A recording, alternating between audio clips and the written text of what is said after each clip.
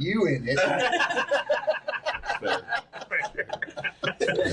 I had gone to the Sulphur River, and I had tried to get some people to go with me, and nobody could go that day. And I wanted to try this thing so bad, so I go to the Sulphur River, and the boat ramp was the only thing that wasn't frozen. I would literally ride the boat up onto the ice and bounce enough to get to go, and I'd go again. And I could see these ducks it was flooded, and they were just falling into this patch of woods, and I love hunting timber. So I made my way back into this timber through all this buck brush and stuff, and literally I brought my heater with me, and that was the one thing keeping me going, and I'm like, here they come, and I limited myself out in literally 30 minutes. I mean, it was great, and I sat in the walls, and I finally was like, all right, I got to go back. I started out, and the very first thing I did was hit a limb on a tree, and it broke the spark plug in the motor, and that was it. And I'm in current, water's up, I'm probably a mile away from where I could get out at, and I'm paddling. I had a Benelli shotgun. I literally was sticking the Benelli in the mud and stuff with the paddle and trying to, maneuver things around, and I was freezing to death. I mean, literally freezing to death. And I'd do the heater and I'd paddle a bit, and I'm not making any ground up at all. And I'm looking at this spark plug, and I'm like, what can I do? What can I do? And I ended up taking a fish hook and sticking a fish hook between the metal electrode and the ceramic, and then tying the spark plug wire on it, and that thing fired up. And it was literally less than 1 mile an hour, but I'm huddled by this time with the heater, trying to hold the deal, on the handle, and I made it back to the boat ramp, and I'm talking about, all I could think about was there's no one. It was the middle of the week. Nobody was there. I literally was probably, if it would have been for that little heater, and it was out by the time I got back to the boat ramp. If it would have been for that little heater and that fish hook, I'd have froze to death out in the middle of the Sulphur River, man.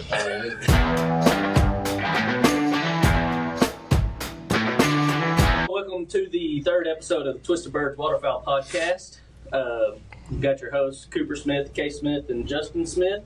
We got our guests, Bobby, JT, and Caleb Garrett. So before we get started, want to make sure everybody, if you like what you hear, like, subscribe, comment, share, do all the things. Absolutely. So go to the Twisted Bird website. Check out our Twisted Birds Waterfowl website. It's twistedbirdswaterfowl.com. Get you a hat. Yeah. Hopefully we'll have some other stuff coming in.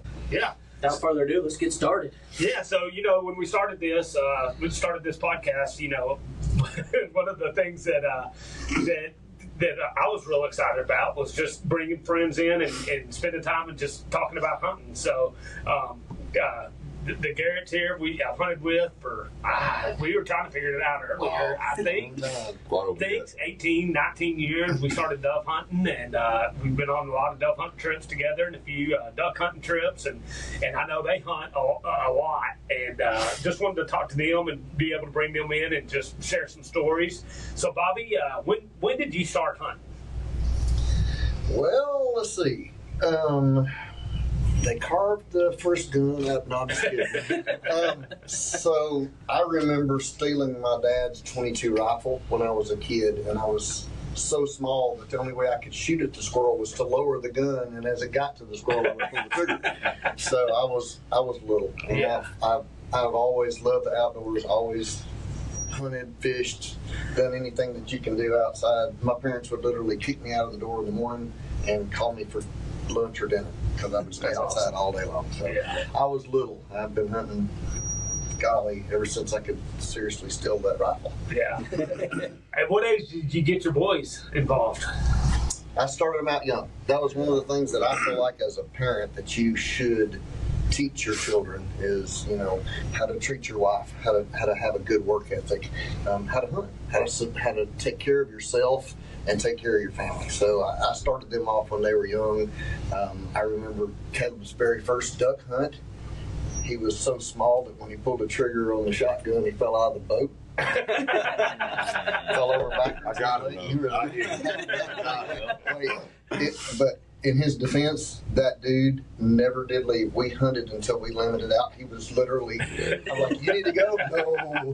But that guy, he was a hoss, never let up. I don't know how young you were, but you were. He was young. Yeah. So what do you remember most about that? Do you remember being cold, or do you remember Mama getting on your dad more when you got home? So we did. We got there. It was cold. I'm pretty sure we broke the ice on the way in there on the boat and everything. I think it was me, you, and Uncle Mike. Yep. And we were going through and we get there. We set up. They throw some decoys. They went out and busted the ice, and I was just sitting in the boat. And I think I'm like 9 or 10. Like I'm just sitting there like this, and they get out there. They're busting out, put the decoys out. And I'm like, all right, get ready. I'm like, okay. And it was a gab wall. I still remember it. So this gab wall comes in. I just remember doing like this, leaning back and put my gun up. When I did, I pulled the trigger. I watched the bird, and then I watched the sky. He did. I was like, well, here we go. Yep. You could hear his waders filling up. Boom, boom, boom, boom, boom. Yeah, Bobby grabbed me out. Mike's laughing. Bobby starts laughing. And I was like, all right, well, let's go. And I'm like, no. You just started it now. We're staying. We did. We got out pretty quick that morning. He's like, should I dump the water out? I said, no. I said, let it sit there and warm up. That's going to be the only insulation you got right now. Back when Pines was halfway decent for a change. Yeah.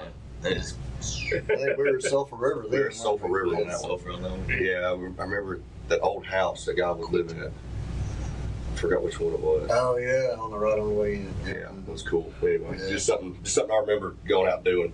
Yeah. But yeah, it was. I won't forget that one. That was fun. It was a lot of fun. Ain't nothing like driving a beaver run in a Go Devil. Jumping in the beaver dam. Yeah, that was fun. That was fun. So y'all, y'all started out real young, and now y'all have kids. What's y'all's plans on getting them involved? Ooh. I don't know when I'm gonna get Blake involved. To be honest with you, she's so small. Yeah. She's only 7, but She got guns though. she does. Yeah. Ain't no way. Three kids. I think she owns more guns than I own. I give them all the time. That's a big thing in our family. We exchange love in the way of guns and ammunition. Every Christmas, somebody's going to get a nice gun. That's very true. That's it. Probably another couple of years, I'll get her into it. She shoots, but Yeah. she just can't hold anything on her own yet. Yeah. She's just too small. Yeah.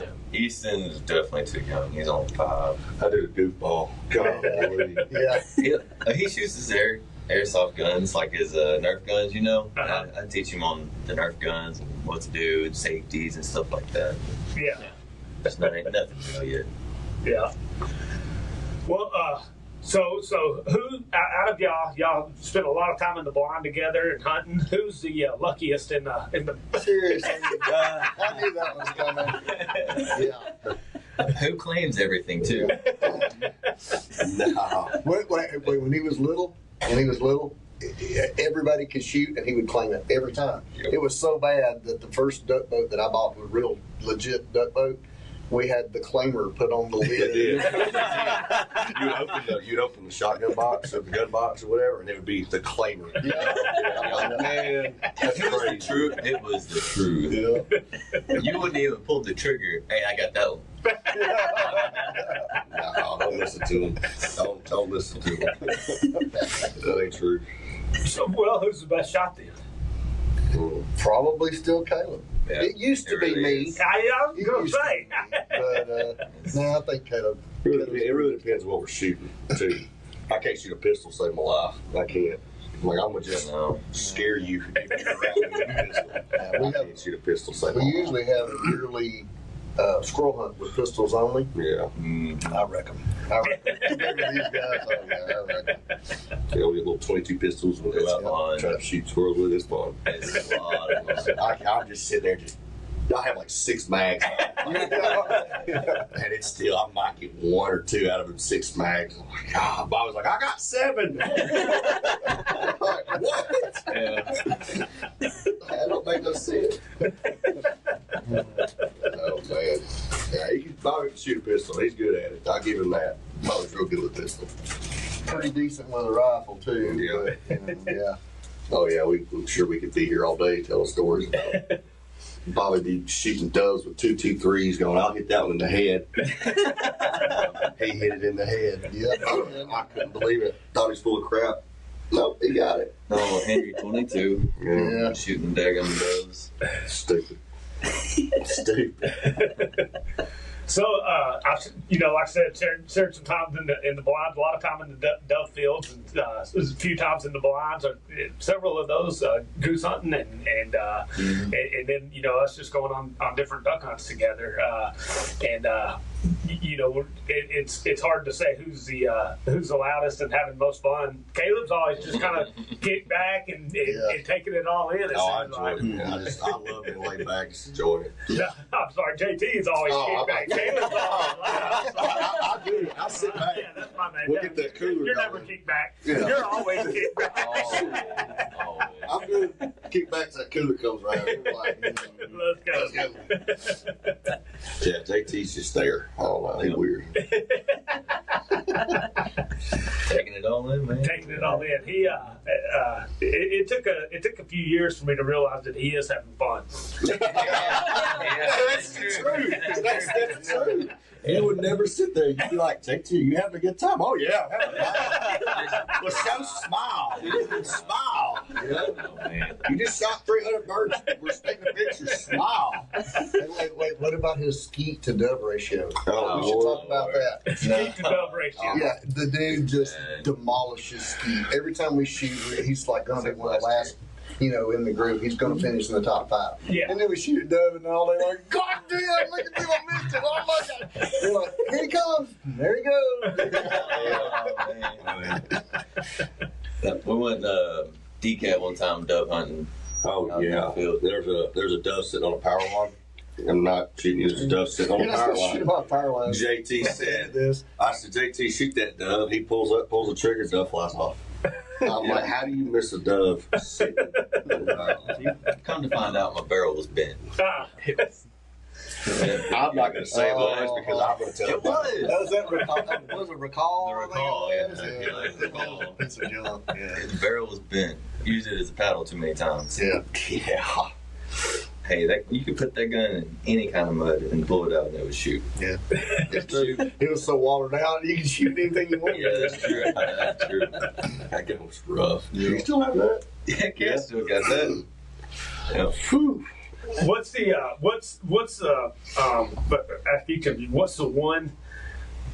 most memorable hunt or bird you shot that you were after, or was it getting a band? What's the most excited? The one that really sticks out in your mind? That's tough. That's a real question. Yeah. Golly. Yeah, you fell asleep on that one. A bunch of good ones. My favorite one was probably the first hunt with Dad. Yeah. Probably the first one was probably my favorite one, my most memorable one. Yeah. It was. That was a good time. That's first kicked off, and ever since then it's been downhill. The amount of money and everything else you spent on that addiction is ridiculous. It is. Yeah. And I said, in some of the past episodes, I said, you can spend as much or as little as you want to. Cooper spends as little, and me and Kase spend as much as possible. Yeah. So, between dogs and boats and guns and gear and all that, that's something that I just look forward to. Like, I'm waiting for the next new thing to come out, just to see. Not that it's going to improve our odds or anything else, but it's just it's funny how Not even that I'm going to get it. It's nice. Yep. Well, that's your hobby, though, man. That's what you want to do. That's what you do. It's like people with golfers or something. They go out and buy the top clubs or balls, and you just go out there and get the next shotgun or next decoys or another dog or whatever. That's just how you want to spend your money. You're invested in both of them. I am. You're invested in the two expensive ones. That's why he was so late. Yeah. Yep. Said he hit every red light. I didn't know he did on foot. That's not me. I was trying. That's crazy. So I think in every group there's somebody always brings something to the group. So like when we all hunt together, I'm always, one thing is I'm left-handed, so I'm usually always on the right side, and I always have the dog. We can always count on Kase to shoot birds. I mean, Kase can shoot, and we can always count on him taking that right side and bringing that and And Connor, Kooper, we can always count on him not to take up a blind spot whenever there's a good hunt. yeah, if there's a good hunt, Cooper's not there, so he's not going to take anybody's spot on a really good hunt. So. Or you can count on the third shell's always going to hit. The first two may miss, but that third one's hitting something. So what do y'all feel like each of y'all bring to the table? Oh, well, Caleb is the long shot master. Yeah. So Caleb hunts with an eclectic bunch of guys. I mean, he hunts with guys who are anywhere from lowly grunts on an oil rig all the way up to millionaires, people who own their own businesses. I mean, he has a lot of guys that he hunts with, and I've been fortunate enough to go on one of those hunts with him. And they all, to them, Caleb is it. I mean, literally, there would be geese flying just in the jet stream. And they'd say, I think Caleb can get God, it. dude, It was an ongoing joke. Hey, Every Caleb, there time. goes one. And you're like, where? It's just died in the sun. And I'm not kidding you. He makes the greatest shots. And we could tell stories, big stories about that. But all jokes aside, there's a goose flying over, and all of his buddies have been just hounding him. Every time something's a mile want high. me to do it. Want me to do it. And Caleb says, Kobe pulls up and pulls the trigger, and that goose went down. It took him an hour to walk out of it. It was a He stupid got back. idea. He was toting his waders over his shoulders, sweat. But he just makes with the last duck, the one that you shot through the trees. He shot one through a forest. I mean, you couldn't even see the thing. There's a story to that. Oh, All right, well, that's what we're here for. Yeah. So this is the money story for me. So we're hunting a private hole, and A little woody hole. and there's 3 mergansers that go on it. And I was telling Bobby about these mergansers, and I think he's the one that actually made the deal. I did because He comes up and he goes, I said, man, it'd be pretty cool to mount a merganser, it'd be cool, because I want to have each bird mounted that I shoot, one of them or something, right? So I'm like, that'd be pretty cool, mount this merganser. Bobby's like, I'll tell you what, if I shoot it, you got to mount it. And if you shoot it, I'll mount it. And I said, all right. Yeah, bad idea. Even Justin's like, why did you do that? You got to know better. So we're sitting there, and I think I had my gun sit down. I was probably enjoying a cold beverage at this time, and At 7:30. so doing a cold beverage at this time, and With the Clamato juice. Bobby's over there. I think we're just talking, and here comes these mergansers. I got my buddy Trent with me. Trent don't even say nothing. Yeah. He just pulls up because he wants to shoot Yeah, one he too. whacks the He first one. smokes the first one. And about that time, I see him get up. I see Bobby go grab his gun, so I grab my gun. And I turn like this, and that bird's flying through the tree, so I just pull up and I take the shot. There he goes. Bobby just looks at me and goes, "Are you shitting me?" I knew he didn't kill it. He just knocked it down. So I took off running, and I'm not kidding you. By the time I got to where that duck went down, I was winded. And he had shot that thing 100 yards. It was probably 100 yards out through trees, and it was the one BB. And I'm like, oh, there's a $500 BB if I ever seen one. Yeah, So it's getting mounted as we speak. Yeah. It's there. It's at the taxidermy. It's there. It sure is. Yeah, we were. It was good. Yeah. Shout out Shane on that one. Yeah, that's right. Appreciate you, Shane. Yeah. He does some good mounts too. Didn't spill that beverage either. There you go. That's the important part. Amen. So Caleb is a long shot and Yes. it costs you money. So JT, he just doesn't cost you any money, is that? I would say JT is like we were saying a while ago, he's the laid back, least worry, unless he's cold. Oh my God. We'll tell that story. No, dude, below 65, he's cold. Yeah. JT's the guy that like everybody shoots and he just sits there and you're like, who got that one?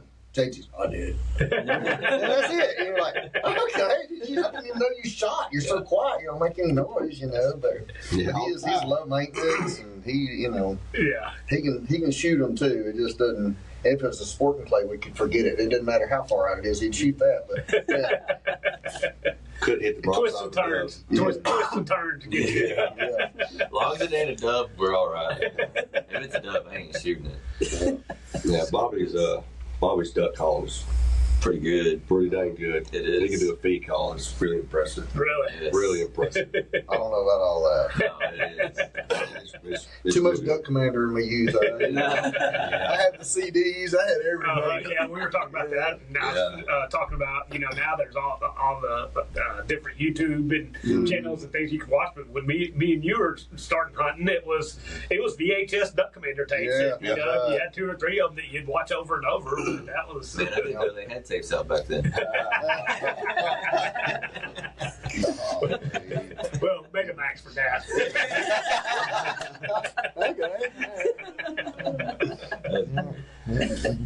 Yeah, that's good. So, we heard Caleb's. What was y'all's first memories duck hunting? Well, the very first duck that I ever killed, I remember it very well. It was a friend of mine. We were just roaming the woods, and I had a 410 shotgun, and I think he had a BB gun. And we were just out walking around. There was this creek, and there was a woody on the creek. And I was like, that's a duck. Let's shoot it. And we're like, sure, yeah, let's shoot it. Let's shoot it. So we shot the wood duck. Or I did. And I'm proud of this thing. I am proud of this thing. We get back, and I'm like, what do you do with it? And his mom came out, and she was redneck. I mean, this lady, these people, they lived in a trailer house in the middle of a pasture out in the middle of nowhere, and I was at their house. And we brought it back, and I was like, what do I do with it? And she's like, well, eat it. I was like, oh, okay, all right, cool. We eat all sorts of stuff, rabbits and squirrels. I'd never had a duck. Right. So this lady cleaned this duck, and I'm like, what a waste. It was beautiful, but she cleaned this thing up and cooked it, and that was the absolute worst tasting out. To this day, he still hates wood duck because of that. I I was like eating liver, and I'm like, oh my gosh. It tasted like a Wood tin duck makes can. good duck jerky. Yeah. Wood duck makes good. But that was my first. I love cooking duck. I think my most memorable duck hunt, actually, even though I've enjoyed hunting with the boys, of course, but my most memorable hunt was I had built my own goat apple. Seriously. Yeah. And Harbor Freight engine, I mean, everything. This thing is just, but it was nice. It was a nice little flat bottom boat. It would scoot, and I had gone to Top speed was like 11. The top speed was like 11 in that. with you in it. I had gone to the Sulphur River, and I had tried to get some people to go with me, and nobody could go that day. And I wanted to try this thing so bad, so I go to the Sulphur River, and the boat ramp was the only thing that wasn't frozen. I would literally ride the boat up onto the ice and bounce enough to get to go, and I'd go again. And I could see these ducks it was flooded, and they were just falling into this patch of woods, and I love hunting timber. So I made my way back into this timber through all this buck brush and stuff, and literally I brought my heater with me, and that was the one thing keeping me going, and I'm like, here they come, and I limited myself out in literally 30 minutes. I mean, it was great, and I sat and watched, and I finally was like, all right, I got to go back. I started out, and the very first thing I did was hit a limb on a tree, and it broke the spark plug in the motor, and that was it. And I'm in current, water's up, I'm probably a mile away from where I could get out at, and I'm paddling. I had a Benelli shotgun. I literally was sticking the Benelli in the mud and stuff with the paddle and trying to, maneuver things around, and I was freezing to death. I mean, literally freezing to death. And I'd do the heater and I'd paddle it, and I'm not making any ground up at all. And I'm looking at this spark plug, and I'm like, what can I do? What can I do? And I ended up taking a fish hook and sticking a fish hook between the metal electrode and the ceramic, and then tying the spark plug wire on it, and that thing fired up. And it was literally less than 1 mile an hour, but I'm huddled by this time with the heater, trying to hold the deal, on the handle, and I made it back to the boat ramp, and I'm talking about, all I could think about was there's no one. It was the middle of the week. Nobody was there. I literally was probably, if it would have been for that little heater, and it was out by the time I got back to the boat ramp. If it wouldn't have been for that little heater and that fish hook, I'd have froze to death out in the middle of the Sulphur River, man. I mean, nobody would have known where I was. So that is my most. The ducks, when I got back, the ducks were ruined because I had been paddling and the ducks had frozen to the deck of the boat so bad that I couldn't get them off the deck of the boat. I had to wait till I got home and thaw them out to get. I mean, it's just. It was a terrible, most memorable hunt I've ever been on. Yeah. I think my most memorable one was my first ABC dove hunt, really. We were, it was the second day, and who was the guy who used to run it? Mike.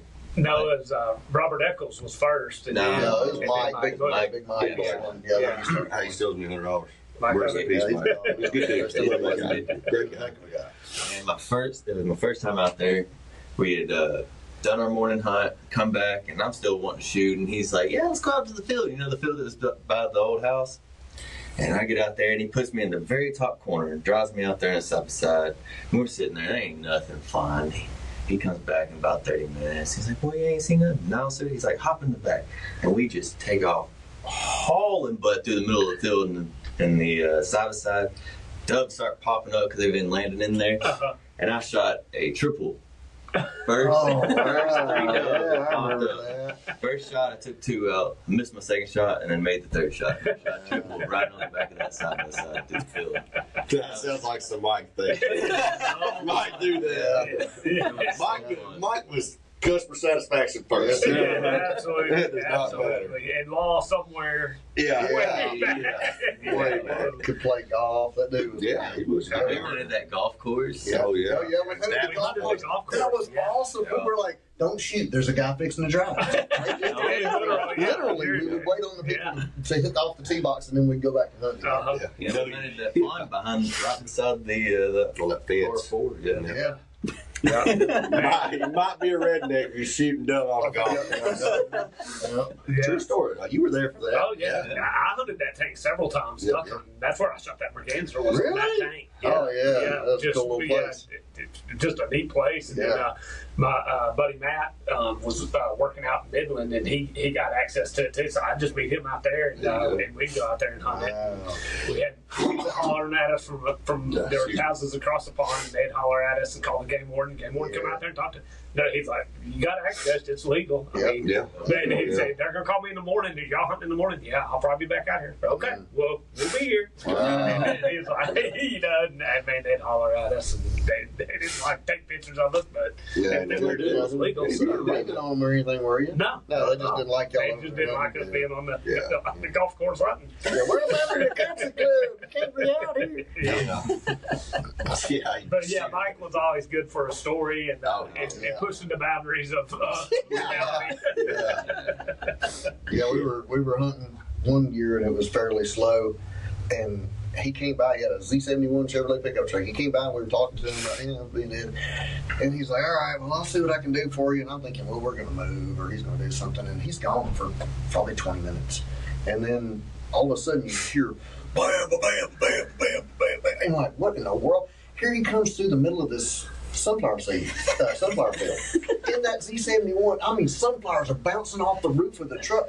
Doves are going everywhere, but he just demolishes this truck so that we could get, to shoot 100 doves. Man, he was all about it. He was. For sure. Man, It was a good time. Yeah, he was. It was a good time. Good dude. So, we've heard Caleb's story about getting soaking wet and Bobby's story about freezing to death. So, what makes y'all want to get up every morning and go duck hunting? Dude, to be honest with you, hanging out with the people, that's really what I enjoy the most. Yeah. Whether it be Bobby or JT or my buddies or something, we like getting up there. And I think a lot of us is shit talking. We enjoy ragging on each other. We're good at it. We'll play a game. Like if we get quite a few birds that morning or something, see them start coming in, we'll start from right to left. Lord have mercy, you better not miss. You better not miss. I'm gonna let you have it.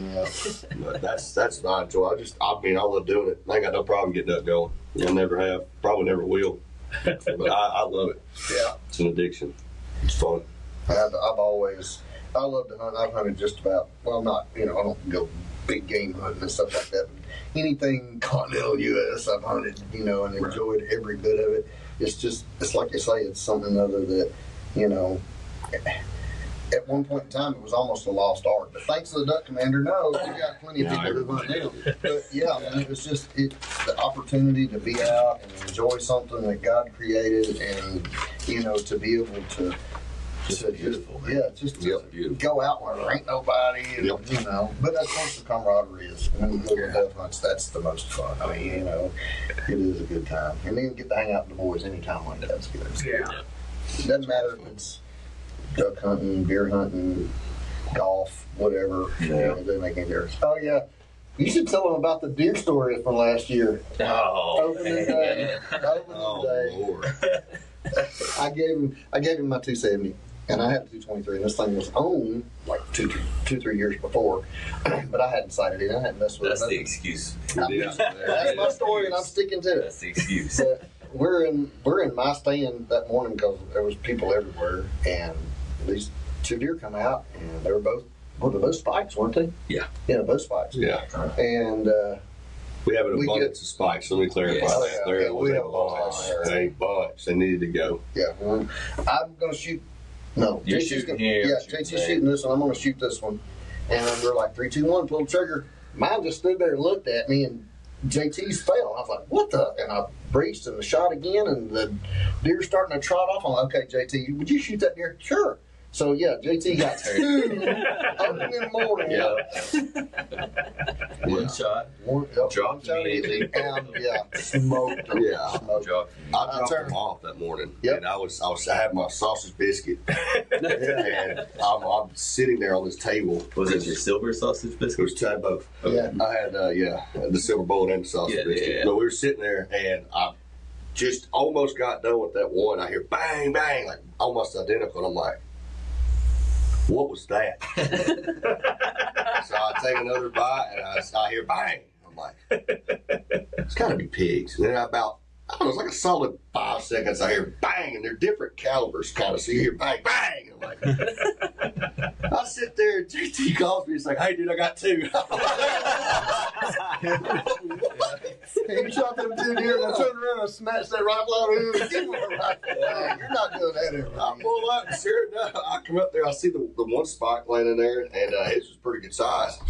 And I'm like, what happened? They told me what happened, and sure enough, there's the other spike 50 yards away, and I'm like, okay. So we ragged on Bobby for about 3 weeks. Yeah, I own that one. I own it. That gun was off. Yeah. Did y'all get into duck hunting later, or were y'all more into deer hunting first, or Duck. Duck first. duck hunting first? Yeah. Absolutely. Public land or private land? What's your favorite? Oh, with my favorite, anybody's going to tell you private because you ain't got to deal with all the people and the boat ramp and stuff in public because there's some old boys that'll test your patience in public land. Oh my gosh. They just don't care about life and death. We had some good times on public. Oh, yeah. Sleeping, going out there night before. Camp out stuff. Yeah.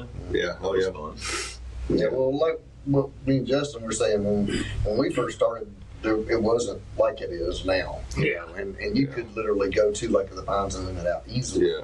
And it Good wasn't when I a big deal. first started too. Yeah. Like I was like 15, 16. You could. And then the duck commander. Yeah. Literally about that time, it just Everybody picked it up. And it's held well, even though I think the flyway has changed in our area drastically. I do too. But still, every time you turn around, you go down the road, there's a guy with a go double oak, and he's headed somewhere. Yeah. Yeah, it wasn't. It's not as easy as it used to be, but ducks are still. It just takes more work. It does. Especially It does. public. It It does takes. more work. It's used to you could just go, but there's a spot that nobody's at, and you're going to get a shot at some birds. Now, you have to scout, and you have to put in the work. Yeah. But if you do it, you can still have successful hunts. Yeah. But it just takes a lot more work than it used to. A lot of work in who you know Yeah. nowadays because there's people out there that have some prime real estate. Yep. Yeah. Hard to beat that. Yeah. Real hard to beat that. Yeah, decaf was always one of my favorite. Yeah, it was a places to go. Good spot to go. Yeah. Lots of good memories out there, man. I think we were stuck every time we went for like a year straight. We would get stuck every time. And it's just red clay. So, oh my god! We ruined Donovan's truck. He blew his engine up trying to get out that year. That sucker said, Yeah. That's right. Like, uh-oh. We sunk the Jeep that we had listed. And That was Gary's Jeep. Yeah, I remember that. no, too. no. It was Dad's Yeah, Jeep. my Oh, Jeep. yeah. Oh, yeah. I forgot about that thing. Yeah. That's right. Yeah, they said, we took it to the car wash. You go open the door will go whoosh. You're just locked it inside the door. And the Jeep was up. I mean, this thing was, up. And they buried it That up. was JT's fault. It was fun doing it though. Yeah. Winch worked. Yeah. We shot all the birds that one too. Yep. And that one Yeah, we'll get the Jeep later. Sure did. Sure did. Yeah, You're already in trouble. Might as well get the limit. Wow. Yeah. So has anybody asked you guys when you started? Yeah, we They did did the a first. lot of the first- The first first week. podcast. Yeah, so it's kind of like you just run around at the farm and then with my dad and started. He was a little bit like Hunter. He was a bit of an outlaw, so I didn't know it at the time. And then I'll never forget deer hunting with him, and I took a friend and he said, "Hey, what if we shoot a doe?" And where we were at, it was in town, but I didn't know that. And he said, and I'll never forget. My dad said, "We'll shoot it." He said, "Can we shoot a doe if we see one?" And my dad looked at him and said, "I don't give a fuck. It's all illegal." I was like, It's March. I mean, yeah. So that was my intro in hunting. But just I deer hunted quite a bit and enjoyed it. But then when we found bird hunting, man, it was just like, all right, that's it. And because I like just being able to be around people and talk and not sitting in a stand by yourself. I enjoy being around the group and talking trash and having fun and then I got into the dogs and nothing is more fun for that than to me. Nothing is more fun. Leroy, boy. Leroy You was. see that dog word. He got Lucy now, right? Yeah. Leroy Lucy. Leroy was something else. He was. He's retired now, but he was cool. He was awesome. Yeah. So Good dog. Now we got a bunch of little Leroys. yeah, a little spoiled. Yeah. That's right. Yeah. So we Trying to follow a storyline. What not to do. Ask the same questions. I don't think we've talked much about like what y'all do as far as Gilmer Discount. You know who y'all are. Oh. Yeah. Kind of want to go more that direction a little bit. Tell us a little about y'all. Okay, so Gilmer Discount Tire, family operated and run and owned. Small business, but we have a huge clientele. We do tires, brakes, alignments, any suspension work, stuff like that. We've got one of the best alignment men for 5 counties. I mean, really good. Of course, these guys hustle. We're like the fast food restaurant. We're like McDonald's. Sonic. Yeah, we're like the McDonald's In-N-Out, of the baby. tire industry. You bring your car in, you don't have to leave it all the time. You just come in, tires run, you're out the door in 30 minutes. If you need an alignment, you made it an hour. And that's something you can't get at most places. I hear stories all the time about people who thought they were saving money, went to Sam's and bought tires, and then every time they go back for a rotation, they might as well just go into Sam's and buy something and mess around for an hour because they're going to be there forever just to get a simple rotation. And we don't want to be that. We want to be the people who get it done right and quick, and that's what we try to do. And of course, we've been partners with ABC. We are a family. ABC Auto Parts has always taken care of us. They go above and beyond, not every now and then, but every day. Yeah. That's what they do. Yep. Go Could be good man, Coop. Talk to man. Daily. Shout out Coop. And they're every one of them is grounded and down to earth, and they're not, from the highest person in charge at ABC Auto Parts, we could go sit at a Grandy's and enjoy it. I mean, Hang it's out. just, everybody is down They got to me earth. in work related, just hang out. Exactly. Yeah, so thank y'all. Yeah. Thank y'all for sure. No, it's just funny to hear Bobby say "you two hustle" because there's nobody that hustles around that shop more than Bobby. It's true. It's a different kind of hustle with Bobby, but y'all hustle too. Yeah, y'all do hustle. I'm not saying that, but I see Bobby be there and he's fixing the door hanging off the top. I mean, running from one end of that shop to the other. So, Yeah, we and JT will be underneath the truck, and he'll back here by with a back screaming at me and JT, why don't y'all fix this door? You want to make money or not? Like, we're trying. We're trying here, man. We got to get this first. Like, we're trying. His mind's in like 5 different places, and we're like, this job, then this job, then this job, then this job. Burn this Toyota, burn this Toyota, burn this Toyota. I hate Toyotas. I hate Toyotas. Can't stand them. Yeah, we all have our we all pick around about it. We can't. I can't stand Fords. He can't stand Chevrolets. He hates Toyotas. I mean, it's fun. The newest Jeff hates anything red. Yeah. Jeff hates anything red. That's true. Any red vehicle, it could be a brand new whatever or a 1920 something red. If it's red, stupid red truck. First day I started working up there at the shop, I was watching Jeff over there, talking to Jeff, because I've known Jeff my whole life. And I think it was a red Dodge Durango, pulled up on the live rack, red car, bad luck. Yeah, red truck, bad luck. Yeah.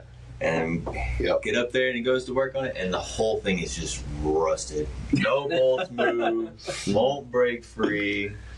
We had to like soak that thing in a bucket of pea blaster just to get something to move. Yeah. Ever since then, it's Red truck. Red truck, bad luck. That car. I ain't lying, that's red. Yeah. Hey, that makes sense because the only vehicle I ever bought that was red was a piece of junk. I'm telling you, Jim right now is being, he can feel us talking about it. He's over going like this. I promise. Jim hates them. 95% of the time, man. Yeah, hates them. Bad luck. So we talked about JT being cold, and I want to go into the story of last year. Yeah. Dude, it was so cold. It wasn't even that bad. It was cold. It's not. It was cold. It was cold. It's because you're 5'2", 100 pounds, man. Come on, man. Not everybody's got 300 pounds of fat. Well, keeps me warm. So we all went and we're up in D cabin. When we got there, it just got colder as we that tank wasn't frozen. Yeah. And then as we sat there, it was freezing over. And anyway, I remember. It was a good hunt. I mean, it wasn't one of those where 1,000 birds come in on top of you and you're done. But it was every 10 minutes, one or two would come in. It was being there half a day. I mean, it was to limit out, which everybody was willing to. Just about. Dude, I'm telling you, my hands and feet were white for an hour after I got the truck going in the warm. I couldn't feel anything. Yeah, we were halfway back home by the time his fingers finally started working again. Dude, sitting there and JT's in the front seat like this. Feet and hands. There were a lot of good stories on that little hunt. Though that was a lot of good stories. The dogs being covered with ice and still. I mean, I felt sorry for them out there. I was like, just bring it back. We'll go out there and get it later. They were doing good. Oh, the blind. It sounded like a jet engine because everybody had their little buddies going. You know. And what about the guy with the socks? Oh yeah, the Bluetooth socks. Everybody's complaining. Bought a pair. And that dude's like, bought a pair. yeah, we all did after that. I think we would have all bought them off of him. I would have paid money. We were all sitting there, and everybody was freezing. Everybody was cold, and we're all complaining. And this one guy's like, "I'm dying." He's like, "What's wrong?" "My feet. I got to figure this Bluetooth socks out. My feet are on fire. I'm so hot." Trade me out, buddy. Trade me out. Golly, that was cold. And then the one guy that had the side by side and the tires were flat. We were still freezing with all the flat tires. He didn't care. I think that same hunt, that guy's barrel blew out the bottom. Yeah, it did. It was a Rotay, wasn't it? Yep. It was a Rotay. Yeah. The barrel literally blew up. How'd that happen? Oh, yeah. Yeah, I had that. The shell shot out the side when we went duck hunting. Duck on the pines. We were on Lake of Pines, yep. We Yeah, were back in the back of Alley Creek. Oh, no. Yeah, it was. Not that time. There was another time. We went hunting with Justin, and we were on this little bitty old pond, like. Yeah. Oh, Yeah, yeah. shot out the side of your. Yeah, blowed out the side of Yeah. a barrel in, Yeah. too. Yeah, that's right. Sure did. Yeah, because it was like right in front of me. Yeah. Yeah, and it's not like I'm hunting cheap guns. That was a Beretta. Yeah, that was Yeah. a Beretta. Yeah. And then I had a. Well, you know what? They're both Berettas. Hey, we were back in Alley Creek, and that we were all there. We had like 5 or 6 Oh, guys. We bunch were of all us. in a line, and man, it was a fair morning, and Yeah. just we were all standing in nearly waist deep water, and this duck comes in, and I pulled the trigger, and the gun like to broke my finger, shot off the side. The guy next to me, it just waylaid him.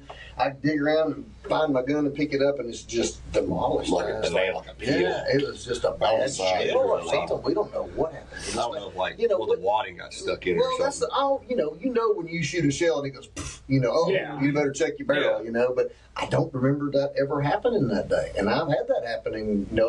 I've called people out of a blind and say, "Hey, wait, your gun sounded funny. Yeah. Yeah. Check that." Yeah. But And that too, yeah. that one just it's a wonder it didn't kill me and the guy next to me. I was to your right, I think, or to your left. I was right beside you when it He happened. was on my left, Robert's on my right. Yeah, poor Robert. He always gets sick. Of course, Robert's the guy that's going to shoot the guard.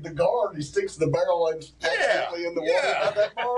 Boom. There went that barrel. Well, I didn't mean to stick it in the water. Yeah, well, Well, guess what? Yeah, barrel. Yeah, that's funny. Yeah, it's the same guy it was so cold one morning, he pulled the trigger. I've never seen this happen. Still haven't seen this happen. He pulls the trigger at a duck and it goes click. So you're like, all right, bad shell, whatever, just didn't go. Well, about that time, he reached his hand off to go eject it. It fired. I've never seen anything like that before in my entire How life. did that happen? That shotgun said, whoop, right out the back of his hand, and we're all just like, you okay? You all right? I've never seen a delay like that in my entire life. You wouldn't think that's possible. Seen it. Weirdest thing ever. It was wild. Wasn't that in Heat Springs? That was a Sulphur River. Sulphur River. Yeah. So after that hunt that was so cold, the next weekend I went to Arkansas, and of course, anytime you go to Arkansas, you Yeah. got to stop by Max, and they had those Absolutely. socks. Yeah. Still ain't been there. Yeah. And they had those socks, and I was like, "Oh, I'm getting those." And everybody that was with me, nobody else, I was with Derek and Eric and a couple others, and so they're like, "Man, you're gonna spend $70 up for I was like, Yeah. "If you would have been with me last week, I'm telling you, I would spend $200 on these socks." And it is. I'll tell you, I mean, I love those socks. This year, that's just. I was a guy that would wear, 2 pair of socks or whatever, and you just put those things on and You just deal turn with it on or off if you need good. to. And Oh, it's nice. So, that was the Every morning pulling up to the boat ramp, Justin's on his phone, got his feet up. Yeah. Yes, What do you exactly. Turn the socks on, man. Turn the socks on. But the funniest part about that was when we got done, you had been done, I don't know, an hour and a half, 2 hours before, and wow. in the truck, and we get everything loaded up, and they take pictures and all that, and me and Kooper were riding back with the kid, and that kid said, man, I ain't gonna lie, I felt sorry for that guy that was he said they had to leave earlier. I said, really? Because I was like, man, it was cold, but we were shooting birds. So I'm just like, when we're shooting birds, I'm like, okay, I'm pulling my feet up and doing everything, but that generally keeps me going. And I was like, when he was like, I'm done. So anyway, that kid said, man, I felt sorry for him. I said, really? He said, man, and he's talking pretty loud. He goes, I heard this. Da, da, da, da, da, da, da, da. He said, man, I was looking around. He goes, I swear, I was looking around like, oh shit, something's wrong with the Ranger. He said, I looked over there. He said, it was his teeth chattering.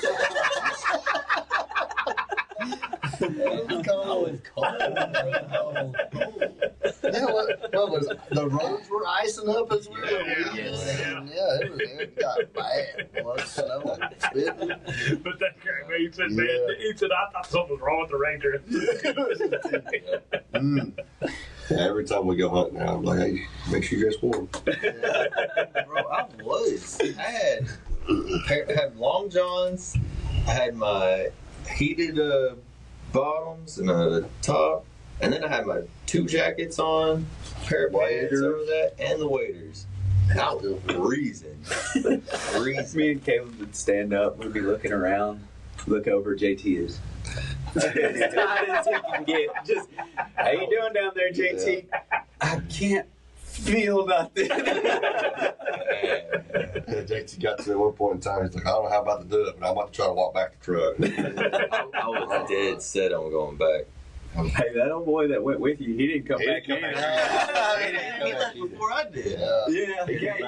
You're right. He came back. That's what that got me. That's why I left a little early too, because I got worried. I was like, nobody came back, and I don't know what's going on. I don't know if JT's all right. I don't know. Maybe that dude had to take him to the ER or something. I don't know. So I left a little early too. Oh, I get in the truck. JT's got the truck running, heater wide open.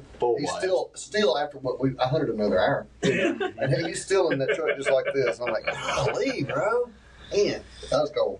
It was cold. What advice would you give someone that thinks, that they might want to start hunting or start bird hunting? Maybe they deer hunt and think, I'd like to do that. Or what advice would you give somebody if they starting out hunting? The safety's number one issue. Where my thing would be make sure you do it safely. And I always tell everybody to start off with somebody. Take somebody with you just in case something happens. Yeah.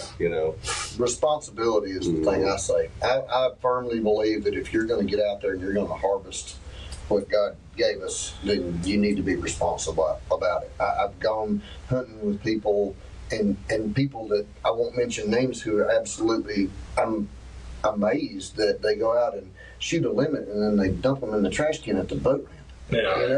And it's just the same thing with fishing, or something like that. And I'm an avid fisherman too, and I just, if I'm going to put it in a live well, I'm going to eat it. I'm not going to go home and go, I'm too tired to clean that.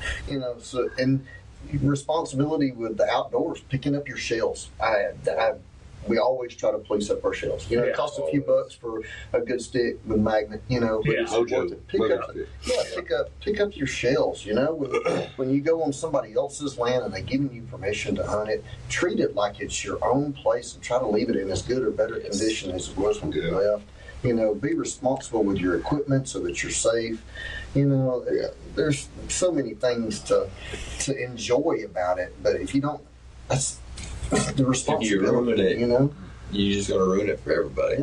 Yeah. So take care of it. That's probably part of the reason why it's so hard to get private land now. You can't access People ruin people. They don't care. Somebody screwed it up. They don't treat it like their own. Yeah, we got access to a pretty good spot right now, and the guys on the last Sunday, we said, we'd love to come back here next year if you'll let us. We're going, we're going to do some work for him on his place and stuff like that. And he's like, yeah, y'all are.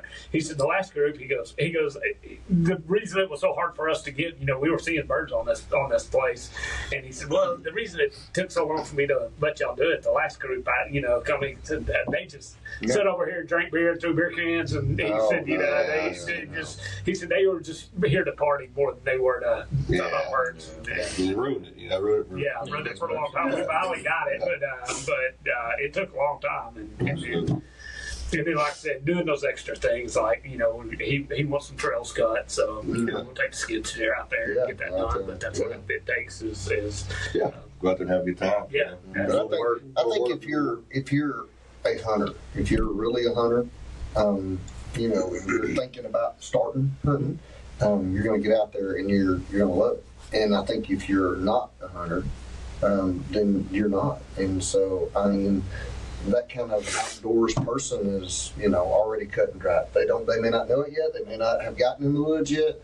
And, they may get out there and not like it. And, hey, don't waste your money on a good gun right off the bat, if you're not going to like it. But,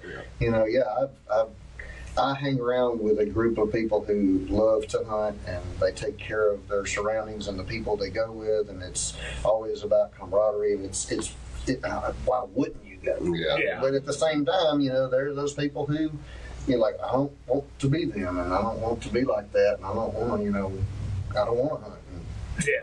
And it's like Kate was saying B2B on the first episode. Try to go with somebody that's doing it. Make it a little easier on yourself, and we kind of get an understanding of what it can be. I agree with that. And teach the younger generation too. Absolutely. Just safety, man. You always hear about these guys getting shot or peppered or lost an eye or something like that. Man, know where you're shooting, know where your barrel pointed at. All that stuff. Don't buy retake. Don't make cornhole bets, Justin. Yeah, that happens.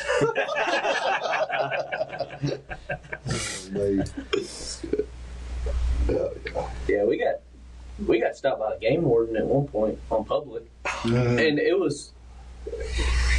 was amazed. We picked up our shell casings. He was like, "Man, I really appreciate that." Yeah. And he was a whole lot nicer than he probably would have Yeah, been. Or Yeah, game wardens are. Yeah, we got Hit or miss, some man. game stories. There's some hit or miss, man.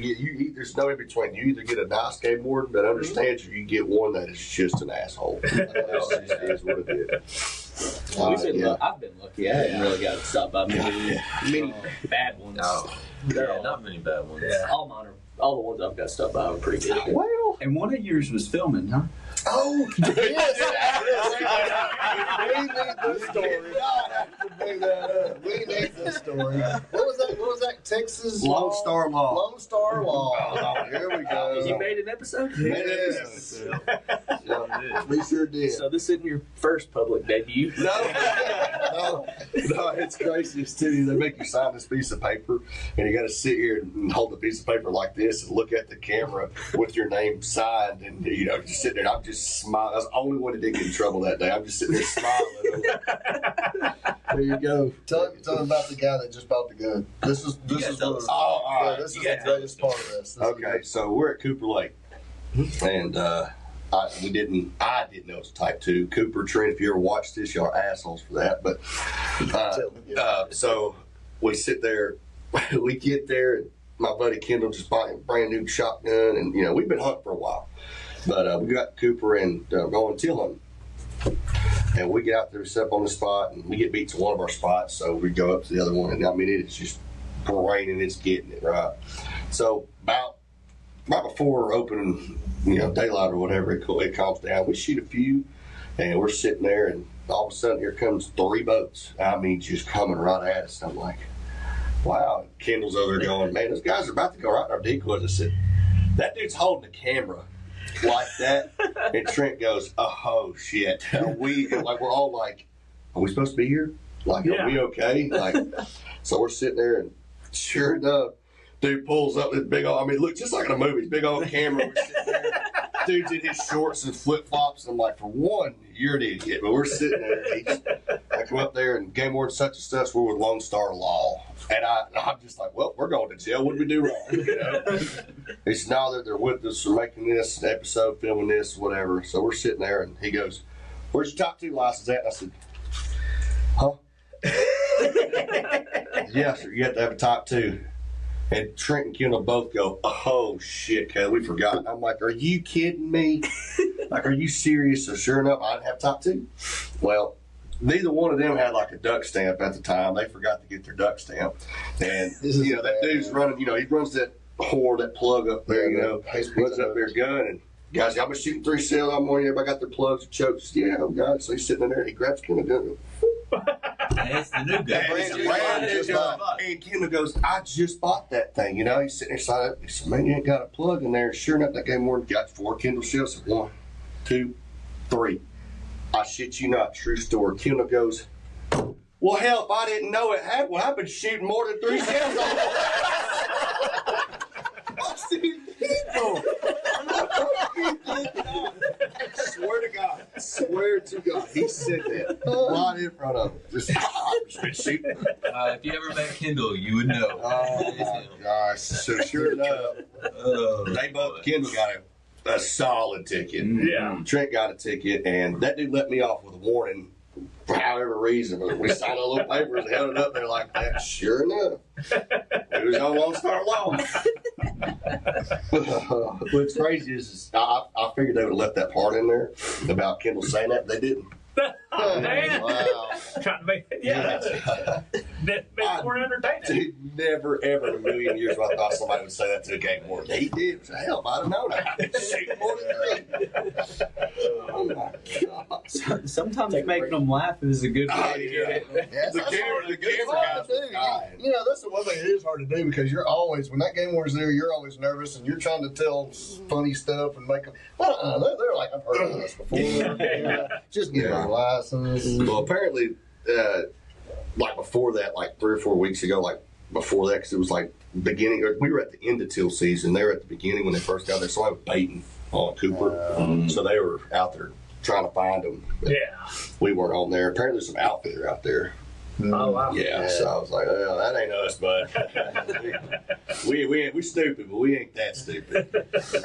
Yeah, I accidentally hunted a baited hole one time, pulled up in the flooded timber, and I'm sitting in this, what used to be a guy's pasture. I knew because we ran over where we could see T-posts, and we ran over there to get into where we were at. We're all sitting there, ducks, decoys out everywhere, man. Everything's great.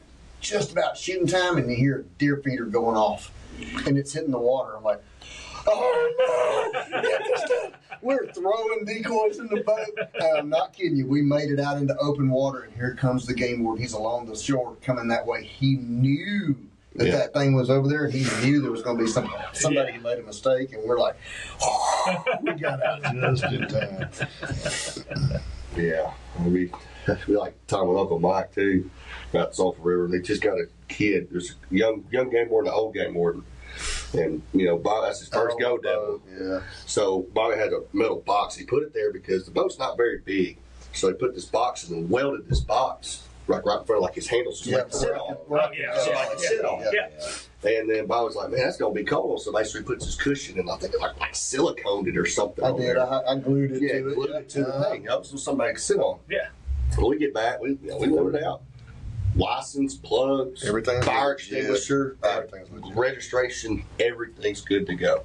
This dude swears up and down, this young guy swears up and down, we shot more birds than we supposed to. I'm like, no, sir. We shot, 18, all within, it was perfect. We actually did everything about Everything was good. And that guy started going in there, and Uncle Mike's not the calmest guy if you get him mad. He's getting better, but He is, yeah. So this dude's over there running through all our stuff and running through Bobby's boat, the truck, everything. And Mike was like, dude, we're good. We're good. Yeah. Well, about that time, he goes over there and he said, I know this box opens up. There's whales all around it. No, this box rips the cushion off. Yeah, took my cushion off the top. That was it. Trying to get in there. Yep. Yeah. Bobby and Mike both set their stuff down, start walking there. Mike's cussing the dude out. The old game warden was like, hey, let's just calm down. The older game warden, he stepped in. He's like, look, this is like, he's young. He's just getting started. He doesn't understand. You have to cut him some slack. Mike said, I'm about to whoop your ass. He told that game warden, I'm going to whoop your ass. He did. He told his sons, I'm about to whoop your ass in front of everybody. Sure enough. We put that cushion, threw it back in the truck. It was, man. You get some nice game wards out there. They're just making sure ain't nobody's doing nothing stupid. Yeah, absolutely. So, well, you want them out there. You do. Yeah, You do. You really do. Yeah, absolutely. If they weren't out there, man, could you imagine? You wouldn't be able to hunt. We wouldn't. Yeah, absolutely. Be Wild West. Yep. Yeah. Oh, yeah. And some of those guys, they walk forever. That guy out there last year. the dove hunt. That dude was crazy. On the ABC But He was a marathoner. Yeah, he did marathons. So that dude walked 100 acres to check everybody's licenses and stuff. Yeah. That big old hill we hunted the first time. Yeah, we were hunting around the side. Yeah, he came up to me and come up here and check all my stuff or whatever. I go back to Bobby and teach. I said, man, you know what that dude told me? He said, what? He gave me a ticket. They're like, for what? I said, being the baddest son of a bitch out here. JT go, for real? Like, oh, you idiot. I was kidding.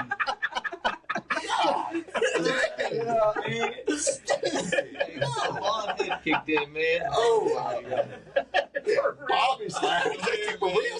No. I was like, what? And then he said that. I was like, oh my gosh. JT's, are you serious? No. You get a ticket for that? JT's mind was blown. No. That was a very well thought out joke, by the way. Oh, that's so stupid. Mine and Cooper's first duck hunt, we were walking in, and we were walking into the hole. We had camped out the night before, and I don't know, it was probably 5 o'clock in the morning, and we're walking into the water. Well, at one point, somebody said, man, there's something over there. I don't know what it is, but I heard something moving around over there.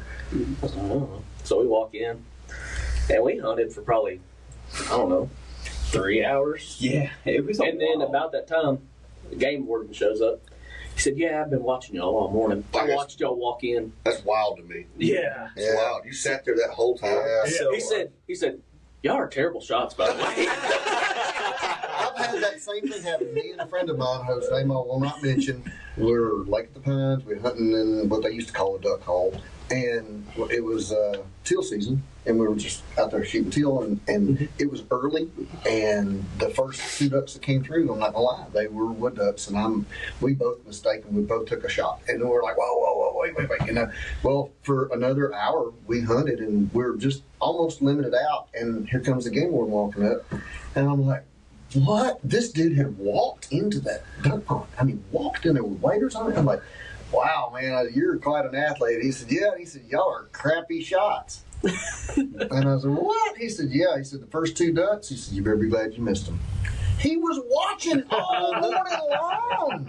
I'm like, oh my gosh, dude, you're kind of weird. On that same hunt, Kooper had a chance to shoot one, but it was like a minute before shooting line. Everybody was like, just shoot it, just shoot it. It is 5 minutes before shooting line, and I'm seeing them everywhere. And this is our first duck hunt ever, and I'm still like, I don't even know if these are ducks. I mean, I don't know what I'm looking for. He's like, there's one. I was like, are you gonna shoot it? And he was like, shoot it. I was like, why aren't you shooting it? He was like, well, it's not shooting line yet, but it's okay. I was like, huh. What? Let you shoot first. I was shooting first, and thank God I didn't. He was waiting on it. You'd have been in trouble. Man. Yeah, I got a ticket once for shooting at 1202 on Type 2 by Jerry Ash out there in Q Springs or Cass County. Yeah. Apparently, when it's Type 2, you can't. There's a WMA. Can't shoot after 12. Yep. Trent Kendall, again, if you watch this, asshole. They knew. And as soon as Jerry Ash steps out, he goes, which one of y'all just shot? And I said, that was me. And Trent Kendall go, oh, shit. I'm like, what? Can't shoot after 12. I said, dude, you got to be shitting me. I shot a coot. I shot a coot. I was doing the world a favor. Shot a coot. He comes out there. And what's crazy is about that time because he was hiding in the bushes. He watched us all morning. Wow. And then Trent always carries, he's got a Glock 40. He always carries a Glock 40. He's just one of them guys. That dude comes out, this is when Trent was smoking. This is how long ago this was. Oh, man. This dude comes around the corner and Trent, sees this guy, so he does this to reach in his waders, because you don't just walk out and step out and scare the shit out of somebody. And when you realize the game, when he goes, what was that cigarette? I'm like, oh my God. Because, you get caught out there with a pistol and a rifle. You're shit. And sure enough, on my citation, on my ticket, 1202. That dude did not give a crap. I told him I didn't know. I apologize. You can have the coot. I don't want it. Nope. Didn't care. He said, it's a good thing you shot what you supposed to shoot at least. I said, yeah, but as much as that stinks to get that ticket, that story right there just convinced somebody not to shoot before shooting on it and not to shoot at 12:02. That's, like we said earlier, they got to be there and we want them to be there. You do. To keep it legit. Yep. Yeah. Oh, yeah. Yeah, I didn't pay that ticket. And he called me like 6-8 months later. Yeah. Say, man, where you at? I said, who is this? It's Jerry Ash. I said, where you at? I was in Oklahoma working. He said, where you at? I said, I'm in Oklahoma. He said, I'll come to get you. You know where I'm at. And I always say it wrong. Muskogee? Is that right? Muskogee? Yeah. So I was up in Muskogee. And I told him, I remember Muskogee. There's Muskogee. He's like, yeah, I know where that's at. So I'll come get you. No, you ain't. So I hung up the phone with him. Called his bluff, right? An hour later calls me. He said, all right, pack the stuff up, coming. I heard the truck crank. I'm like, man, do I really want to play this game? Like, do I really want to try this out? He said, I know where it's at. And he said how far it was. And I'm like, okay. That's all right. I said, well, I'll tell you what if I just pay it now? Like right there. He said, you call in the morning? You going to pay it in the morning? I'm coming to get you. So I got off the phone with her. Call my mom. Hey. She said, what? She said, when I told her, I said, I need you to go to the courtroom.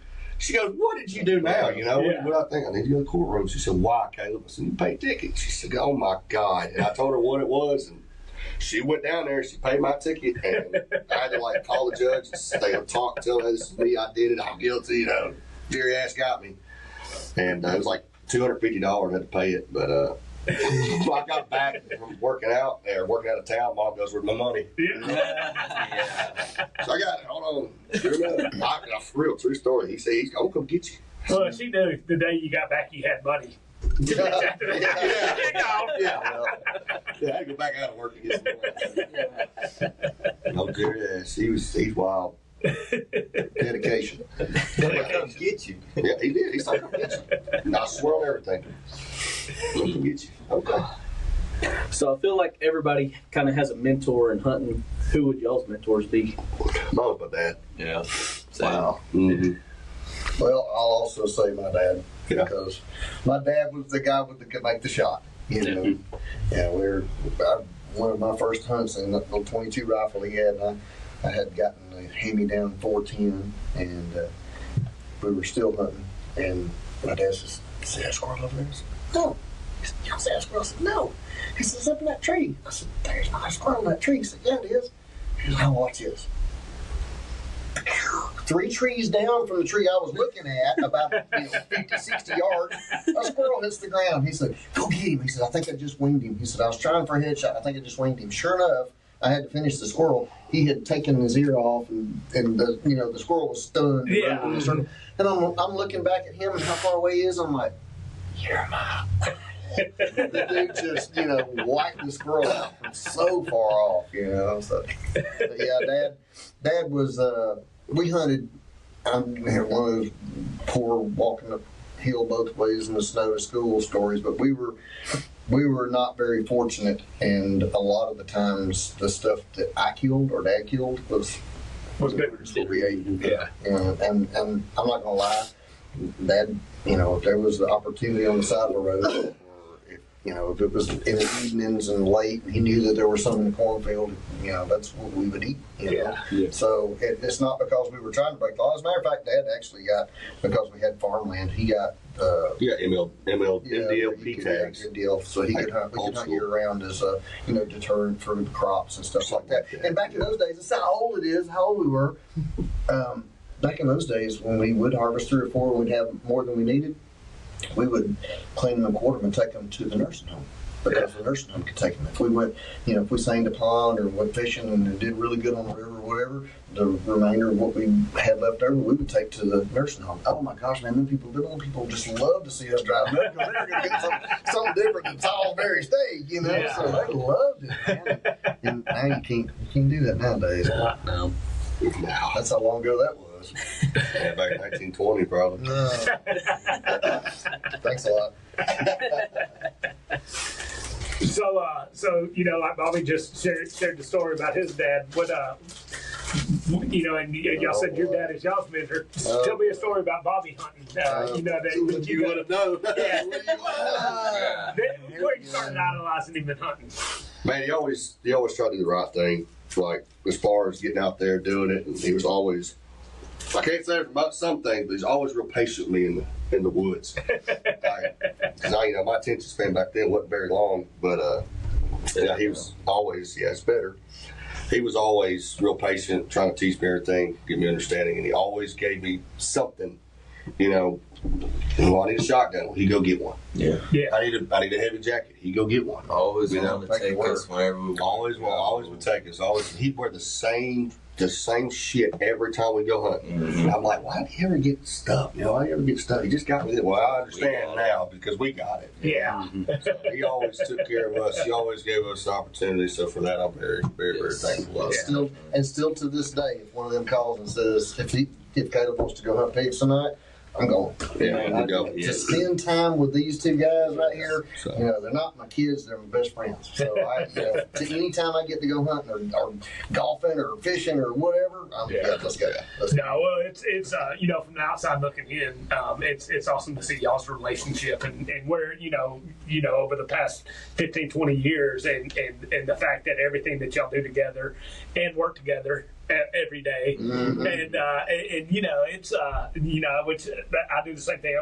Family-owned business, get to work with my family every day, but to not get on each other, and I know you get on each other's nerves, but the love that y'all have for each other, and to see y'all's relationship, and to go, like you'd almost go, man, if y'all are at work together every day, why would that be your golfing buddy and your hunting buddy too? Like that's enough. But it's like as soon as work's done, it's like okay, now we're all going golfing, and then we're gonna go do this. So from the outside looking in, y'all's relationship is really cool. Very fortunate for that. Very blessed for that. Yeah, absolutely. Very blessed for that. Yeah. I mean, this is crazy. It's gonna be the first episode where somebody gets their ass beat.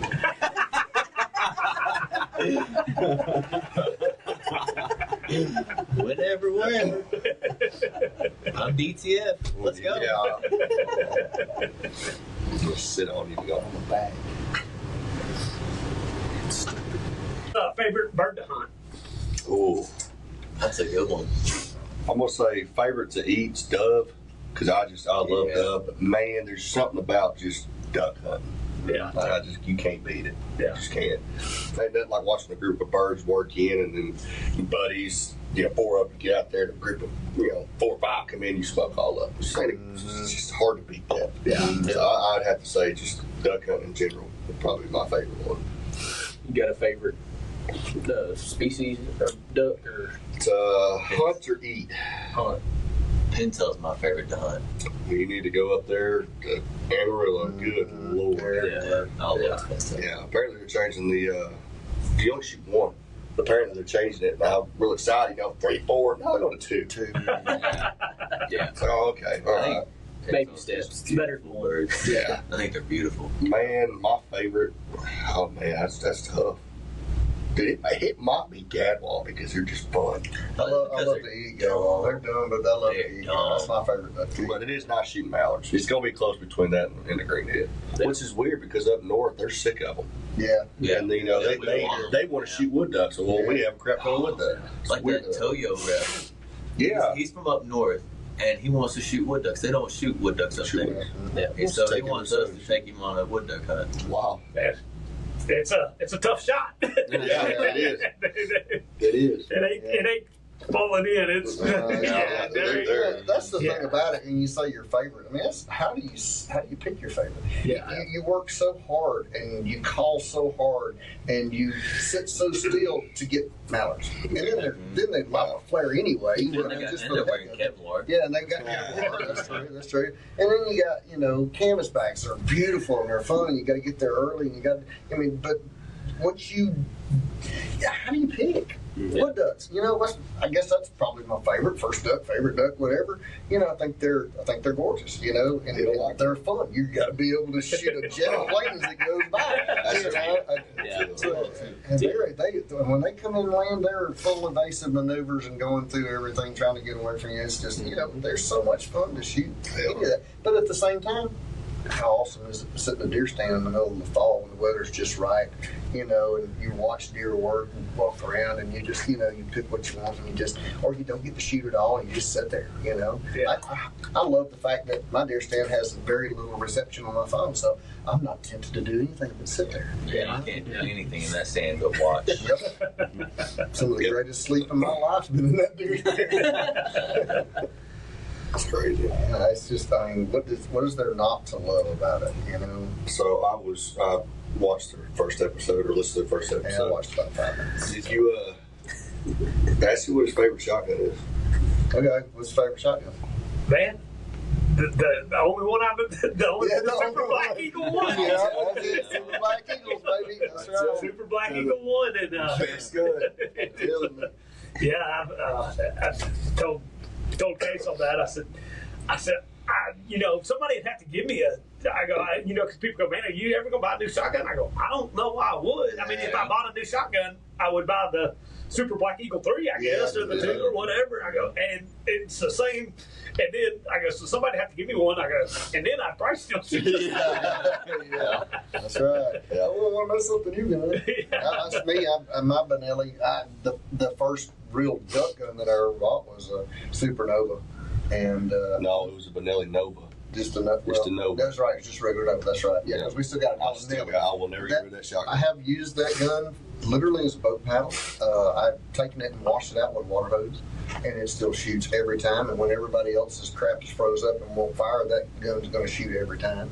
And yeah, I'm with you, man. I just vanilla is it. And then now we've got Super Black Eagles and Super Vinci's and That's threes and my just favorite air shot. Yeah, that Super Vinci is it's supposed to be my gun, but it's actually it turned out to be Caleb. This is an argument all the time. All the time.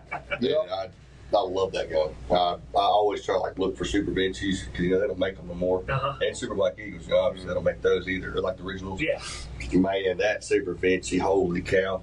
That gun, I'm sitting there in a blind or something. It'll be like, hey. The bird's coming in. Yeah. I'm like, all right.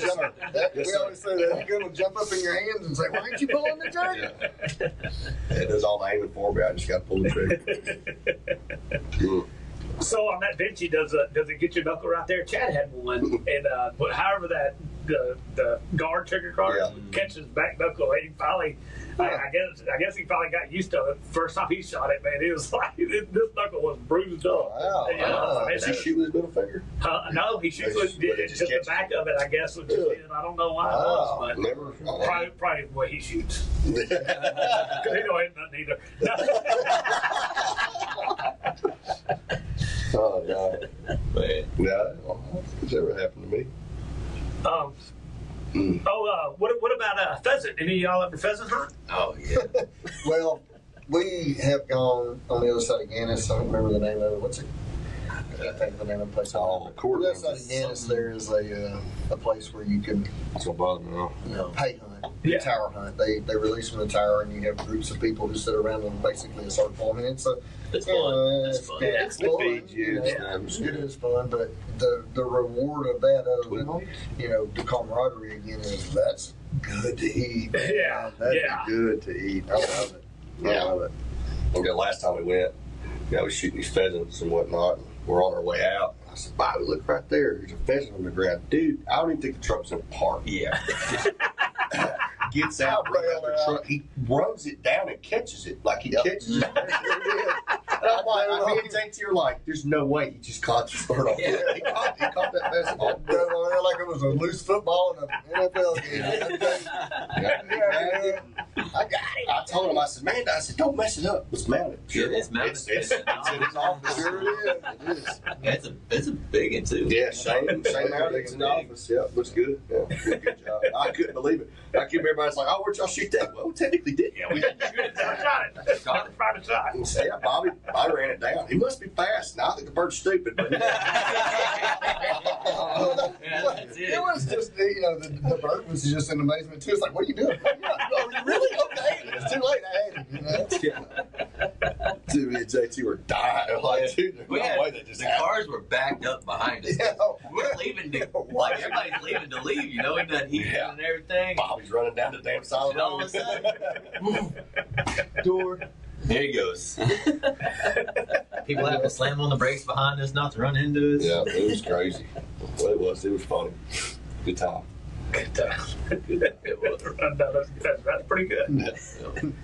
So anyway, got some retarded stories. Yes. So how do y'all's wives handle y'all hunting all the time? I do what I want. Plain and simple, I do what I want. Are you married? I'm not married, so I do what I want.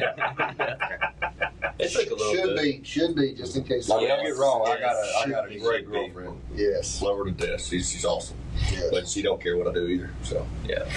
I do what I want at the moment. It took a while for mine to get into being okay with it. Acclimate to what you do. Yeah. And my wife, too, who is the perfect woman, she has never had an issue with any time I hunt, Especially with us, because that's one of the things I told her from the get-go is I want them to know how to do this. I want them to be able to teach their kids, and she has never let up. It's by all means. Now it's like, oh, okay, duck season's over, deer season, okay, y'all are done. Well, now we're not going to shoot doves. Now we're going to shoot pigs. So now we're just shooting just about everything. Yeah. Now it's Nuisance. golf. So Yeah, now it's gone. all season's golf. And then we go shooting. Yeah, golf is really cramping my fishing style, but I mean, I have to figure out how to Yeah, make that work. me and Bobby went the other day, golly, well, me, Bobby Payton, Yeah. we caught 77, Yeah. I think. Yeah. 77 sand bass. So it was a good time. Yeah, they were running. It was good. Yeah, it was a good time. Yeah, we are a bunch of rednecks. I was gonna say, I don't Yeah. think there's a whole lot that y'all haven't done. I mean, y'all really get into everything. Yeah, Anytime I bring up something to Caleb, he'll be hanging out in the store talking, whatever. I'm like, Yeah. "Man, what do you think about this? Oh, yeah, we went over here one time. Man, it's a good time. We've tried a lot of things, man. Yeah. We have tried a lot of things. We are the 3-time champion In cornhole? in golf Golf. league. ABC. So ABC golf tournament. we've won it every year except for last year. We should have won. We last tied, but for whatever reason, JT couldn't make a putt. So we never parred. We never birdied a par 3, but we birdied and eagled all the par 5s, but we never birdied a par 3. That's what got us. We never did. Yep. We never did. And one of the harder. Everything was 10 foot or more. I almost went close to the pin. And we still missed. We still missed. Most guys would probably be like, "Oh, that's good." I mean, dude, it's here, me to Kooper. Yeah. It was literally me to Kooper on that long par 3, and we all missed it. And we all did. And The lip outs were crazy. apparently, one of the harder holes, because they don't do like playoff holes and stuff like that, go by scorecard or hardest holes or whatever. I guess, and they did better on a harder hole than we did, so they ended up technically winning. So we got second. So And we're kind of glad because we got to feel like we were like, Man, that first year they were calling us cheaters. I know. The second year, like, oh, that was good. But dude, we try to tell them all the time, so come right out with us. yeah. Come on. That's all it takes is one time. Yeah, we got 2 guys who hit 300-yard drives consistently. If one of them doesn't do it, the other one is. And then my wedge game is the only thing that saves me. So I hit them tight, and then we take turns missing the putt. Amen to that. Yeah, like, all right, Jake, you got a good read? Yeah, he hits it 4 foot left off his read. Like, what? So y'all's golf situation is a lot like y'all's duck blind situation. The long shot, you got them for the long shot. I'll finish them off. Yeah. Man, honestly, that's really good. It really is. 'Cause I'm still just the guy hanging out. It's true. Yeah, that's true. Man, just having a good old time. Oh, that's funny. That's good. That's a good way of looking at it. Oh, damn. So how did y'all, or I guess Bobby, how did you get discounts? Gilmer discount started. Well, all right. So I had worked for another tire place that I won't mention and was wrongfully let go. I had opened the store up basically so that his nephew could come in and take over. But I didn't know that at the time. And I ended up pretty well getting the shaft. And I was gone for 3 or 4 days. And we were living in Diana. And I had to go to E-Tex Telephone to pay my phone bill. And I drove by Gilmer Discount Tire. And it just opened. And I went in, and the guy that owned the store, I introduced myself, and I said, "Y'all hired?" He said, "No, not really." He said, "What do you do?" I said, "Well, you can go home." I said, "I'll take care of it." I said, "I'll run this place like it's mine." I mean it. And the following weekend, I had an interview. I had the flu, and they still hired me. And I started to work that Monday, and I never let up. I've been there ever since. And a few years into the deal, it was a bad situation for my boss and his wife, and they were going to sell it. And they came to me, and I mean, I'm a grunt. I don't have anything. And I went to my knees, and I prayed about it. And I said, "Lord, if it's your will, let it happen." And I, the next week, signed the biggest check of my life. Had the money, borrowed the money, and the check was so big when I signed it, I was nauseous. I'd never done that many zeros. And I signed it, and I treated it the same. Yeah, I've never changed. That place has been my place from the day I started there. That is his baby. What year was that? I think that was 92 or 93. Yeah. I think it was only 2. 92, yeah, I think you're right. 92 or 93, but yeah. Yeah. And then your boss, did you still talk to him for? I haven't talked to him in a while. Oh, really? Yeah, It was pretty. Yeah, it was all the time. And here lately, he's kind of gotten. Yeah, I think he's he was kind of in the used car business, you know, afterwards, and then things got so bad after COVID and couldn't get used cars and stuff. And I think he kind of got into the real estate thing, so we don't have the same, you know, stomping ground now. I got you. Wow. Yeah, that's cool. That's so. How about in the tire business? I mean, this is 92. How did you become? All right, that's funny. I was 16 years old when I started in a diesel repair shop. Lied, told them I was 18. And then I started at Sears when I was 17 because we had the trucker strike. Y'all remember that either, I know, but we had the trucker strike, so I was pretty much I was night shift, and all I did was sit around on the bus seat all day, do nothing. So, still going to school, of course, you know. And then I started at Sears again. I lied, told them I was 18. I was a few months shy, but I lied, got a job at Sears. And back then, ABC was getting going good, and ABC they called us the Big S. I don't know if you remember that. They called us the Big S. And they had trucks that ran to Sears constantly. You know, I'd come to work in the morning, and they would be lined up all the way out in front of the mall waiting to get into Sears. That's how good that place was. And then Sears just let it go. It went bad. And I remember I had gone up to Western Auto for some little something which was right up the street, and the guy offered me a job, and it was like, I think it was like $5 an hour. And I'm like, holy cow. So I went back and said, hey, let's all go to Western Auto. It's $5 an hour. So I carried like 3 guys with me to Sears, or to Western Auto, and I worked there for, I don't know, about 6 months, and the manager was going to retire. And I filled out an application as the manager, and they made me the manager of Western Auto, and I sold parts and service and everything for Western Auto, and that place was just gangbusters. I mean, it was crazy. And then again, it got bought out and got slipping away, and I went to work for another store. Like I said, I'm ashamed of the fact that I worked there, and that didn't work out, and then go to Discount Tire there with it. Yeah. That's awesome. Yeah. Mm-hmm. For sure. Oh, a lot of men came from Sears. Yeah. He came from Sears with us. Jeff did. And y'all didn't exactly start out at Kooper Discount, right? Oh, shoot. I worked summer as mine. Yeah, I was 15. I was up there. But you were safety guy for a little Yeah, while. so I was working up there during high school, and then I went to college for safety, and I was going to college. I was still working up there, and then I went out and got all my safety stuff, and then I went out and worked pipeline oil field, just being the guy. Just being that guy.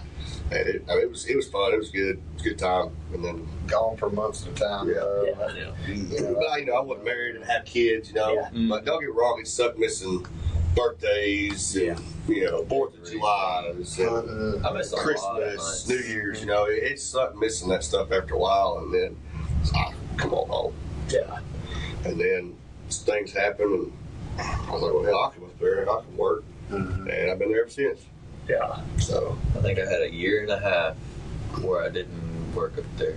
I was in the oil field, tried the oil field for a little bit. Wasn't for me, but pretty much first paycheck when I graduated in 2009. yeah. It's a bad shot. Yeah. It's crazy that Caleb was a safety guy. I mean, the most guy you could find. Hey, look, man, I do some sketchy stuff, okay? But it works. There was a solid week Caleb couldn't keep from cutting himself open. Oh, dude, He cut his finger off, about cut his arm off. Yeah, like that And that's Monday. been us our entire life. Yeah. I swear we have bad luck when it comes to Man, we got scars all up and down our arms. Yeah. Barbed wire. Yeah, lawnmower. Dirt bikes. Yeah, the binky off a lawnmower, Yeah, it was a Monday. Got a fight with a Chevrolet frame, and it won. And I had to go get my fingers stitched up on that. Your bone is very white, in case anybody's wondering. Oh, yeah, very white. It looks even more white and all that red. Yeah. So I had to get it. It was like, I don't know, 5 days later, maybe. I think like the next week, I cut this open on the street. I just got there. No, they're doing a tractor tire. I pop it up instead of it like coming how it normally does. It like shot angled and went straight through it. Now I went through my arm. I remember doing that, and my body got hot, and I was like, crap, this is not good. So JT just sets his crap down, walks over, and he goes, "Is it bad?" "I don't know, you want to look?" He goes, "Yeah." I do like that, and that sucker just went bloop. And he goes, "Gosh damn it, Caleb, you just got here." Sure enough, we get in his truck, we go to the hospital, and it really didn't hurt that bad until they were starting to stitch that thing up. Oh my Lord. Told that lady, "Look, you got to hurry up." You got to hurry up. Well, we stitched it back up, went to work, and then something later on that, me and JT were, I think it was him, it was like electrical taped up one of his fingers or something like that. Oh, yeah. Yeah. My knife slipped and my bone stopped it. Stopped it. Yeah. Been there. That's just being a guy, though. We're not in the safest line of work. No, you're not. No. No. No, the only one worse was the glass installer. Oh, yeah. I wouldn't want to do that. I had one Mark, and I was managing that store on the loop, and Mark worked for me. Every day he'd come up and he'd be cut, and I'd pay your bleeding. Yeah, you know. Anyway, we were staying back in the shop one day, and I was sitting there talking to him, and I said, "Man, you ain't cut yourself at all today, have you?" He goes, "No." He said, "Damn, that's crazy." He grabs a paper towel and he goes, "God dog it." And he's taking a razor blade and threw it in that paper towel.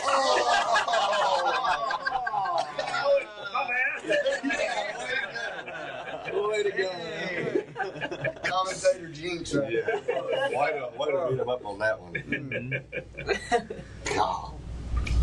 So, Bobby, you alluded to it a few times, and I want to say, like I said, from the outside looking in, I mean, we sit here and have a lot of fun, but y'all also, I think all of y'all have gone through some tribulations and some tough times.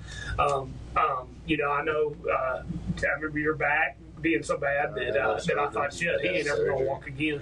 Yeah. I really, because when it comes to backs, I know that they just can't get it right. And then I know you've gone through a lot in your life and what you're going through right now, and having to get chemo and all that. But you alluded to a little bit about your faith, so I was just curious if you could, expand a little bit on that. Sure. I was saved at a young age. Kind of a weird story. I'll spare you that. But my parents, we were in church. When the doors were open, it's because my dad opened the door. I mean, we were just, very faithful, and I've always had God as a presence in my life, and everything revolves around that, in my opinion. Everything that I do, every decision that I make is prayerfully done. And I'm one of those guys, I pray all day, every day. If somebody comes in my shop and they're sick, and I talk to them, and when they leave, I'm going to pray. That's just the way I am. And I firmly believe that if you raise your children in the ways of the Lord, they'll return to it later in life. And so I raised them up the same way. I Sunday school taught, and I did the youth ministry, and we had a crazy good time in church, and I tried to keep it to where they enjoyed it, so that later on in life they'll get back to it and they'll bring their kids up in that way. And I think that's, I credit, what is that I just read the other day? He's never failed me in life, and I don't think he ever will, and know he never will. So I believe in everything. God is in control. That's just it. I mean, and that country song says, even an atheist doesn't believe, that's fine, but one day everybody's going to talk to God. Yeah. Everybody's going to talk to God. So I'm a firm believer in fire insurance. I don't want to go to hell. I don't want to have to deal with fire, and I know where I'm going, and I'm blessed to have that opportunity, and I'm blessed to live in a country that I can do that. Absolutely. And I'm thankful for the men and women who keep it that way. I'm thankful for the president that we got now that makes it, forefront, and I think that that's great. And I'm just, I'm a believer, and I'm going to be a believer, and I'm going to be happy with it, and my whole family is, and I'm blessed to have that, to not have to worry about that, and know that we're going to, meet again on the bye-bye. But it's the truth. It is it's a way of life. And I'll tell you what else too. Your business will prosper. Your life will prosper. If you have problems with your marriage, go to church. If you have problems with your children, take them to church. God will take care of everything that you need taken care of. That's all there is to it. Gotcha. That's awesome. Thank you. That was the sermon. That was Amen. Let's go. Absolutely. you know, we talked about it, and I think it's been said a few times. Like, you know, when you talk about, you know, what is it that keeps you going out there? What's you know, because those days that you're skunked, you know, you get out there and you're duck hunting, and you're in the wrong spot or whatever, and you know, we can all act like we always shoot all the birds, but we've all, if you duck hunted, you've been out there and got up at 3 o'clock and excited and never shot a chill, so or at a duck anyway. But you know, again, you know, when you're doing that and you're going out there and you do everything, but you know, I guess where I was going with that was, you know, just being out in God's creation. That's right. And that's just what's so cool to me about it is just It's beautiful. It is. There's nothing prettier than the sun rising, and you're going to see something cool that you wouldn't have saw sitting on the couch. You know, and if you don't stop and recognize at least one moment while you're out at every hunt, and you miss the point. That's exactly right. So that's a cool thing for me, and to go with my kids and my nephews and to just hang out and be around friends and family and then just see some cool stuff that you know, and then birds are a bonus. Don't get me wrong. It's a good bonus. Oh yeah. So how do y'all what's y'all's favorite way to cook duck? How do y'all make duck? We talked about this a little bit on the early episodes too, because you know, really and truly, you know, duck meat is the most expensive meat in the world. It is. The way we do it. How much was it? Justin figured out how much it costs. Somewhere around $150 an ounce. The way I got it figured. But it's the most expensive meat in the world for us hunters, and then it's really not that. I mean, it's like you said, wood duck is the worst thing you ever tasted. Yeah, they make beef jerky with it, and I still get that Ernie tin can taste, and I just don't like the. Gadwall, any direction you want to cook it. If you want to leave some fat on that sucker and you want to roast it, or you want to put it in a pan, fry it, that's fine. If you want to cut it up in strips and make fajitas out of it, it's fantastic. You want to cut it up in chunks and put you some jalapenos and onions and stuff and put it on a skewer, put it on a grill. It's fantastic. Dove, that's one of my favorite ways to eat dove, or fry some dove, make poppers. I mean, oh my gosh, man, people who don't eat that stuff, they don't know it. Listen. So what's your favorite what's your favorite way to prepare duck, to make duck taste good? Oh my gosh, you do everything the box. Every way. It depends on which bird, in my opinion. Yeah, which duck it really is. Like gadwall, like I say, to me, gadwall is fantastic. Yeah. You know? So I can eat it any direction. I can eat all of them. Man, I just good marinade. Well, if I soak it first, I try to get as much blood out as I can. I don't want the game taste. I like it. Yeah. So it doesn't bother me now. But there's game tamer out there, which you can put in while you marinate it and soak it and stuff like that. So I like putting it in like either buttermilk or milk or something like that, a little salt. And I'll try to draw as much blood out as I can. Then I'll marinate it after that. And mine's going to be a close one between probably like tacos or fajitas. And then jalapeno cream cheese. Yeah. Poppers, baby. Poppers. I mean, that's so hard to beat. Yep. Yeah. It is. It's so hard to beat. And that's probably my favorite way. Cream cheese that way. Yeah, we have people come over and we'll make them. Justin's really good at it, and we'll make them, and people will be like, "Oh my gosh, what is this?" And you're like, "It's duck." What? They're like, "Seriously?" Yep. You know, yeah. And that's what I always tell everybody too. Is, man, I would rather eat the duck or the deer that I've shot than know where my chicken being, like buy it from the store or something. I'd much rather do that. And we'll go out and we'll shoot our deer for the year. And we'll harvest it and clean it ourselves and quarter it up, and then that's what we do. Yeah, we'll process it all on our own and season it. That's what we do. And that's the way it is. Know where it comes from, and it's I feed it all damn year long. It's all corn fed. So goose, we figured out a new way on goose this year. And just by accident.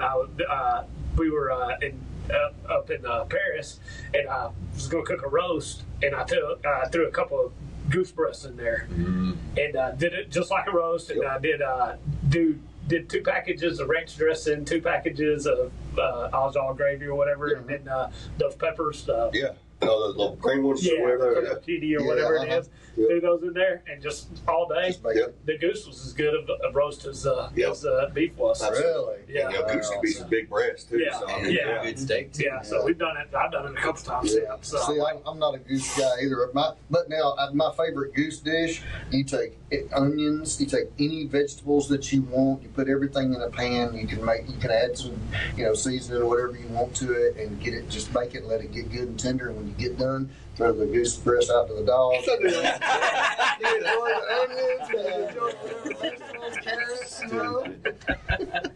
Oh my God. I'm just kidding. That's a joke. I've told that joke for 100 years. They've heard it about 50 times. So I like goose. yeah. You ever tried the steak at Academy? They got 2 seasons. One's called Voodoo, and the other one's a garlic jalapeno season. Man, dude, talk about real good on that. If you want to eat a goose steak, which one? But either one of them? both of them are delicious. Huh. Both of them are delicious. Cool. Voodoo. I'm gonna write this down. Yeah, Voodoo and What? garlic jalapeno. I don't remember the name brand of either one of them, but they're the only ones at Academy like that. Yeah. I buy them like 2 and 3 bottles at a time. Yeah.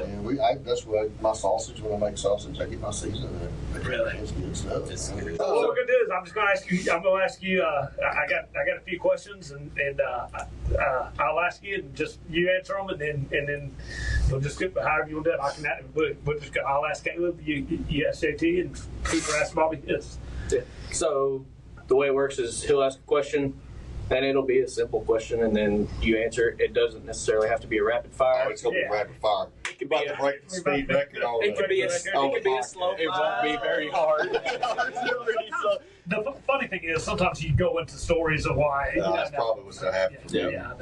We're gonna have Our rapid fire round was Justin's longest answer. So I'm gonna end up cutting this section out on this. If we go rapid fire, my brain goes in all different kinds of directions. All right, here we go. We'll get started. So, what is your best purchase when it comes to bird hunting under $150?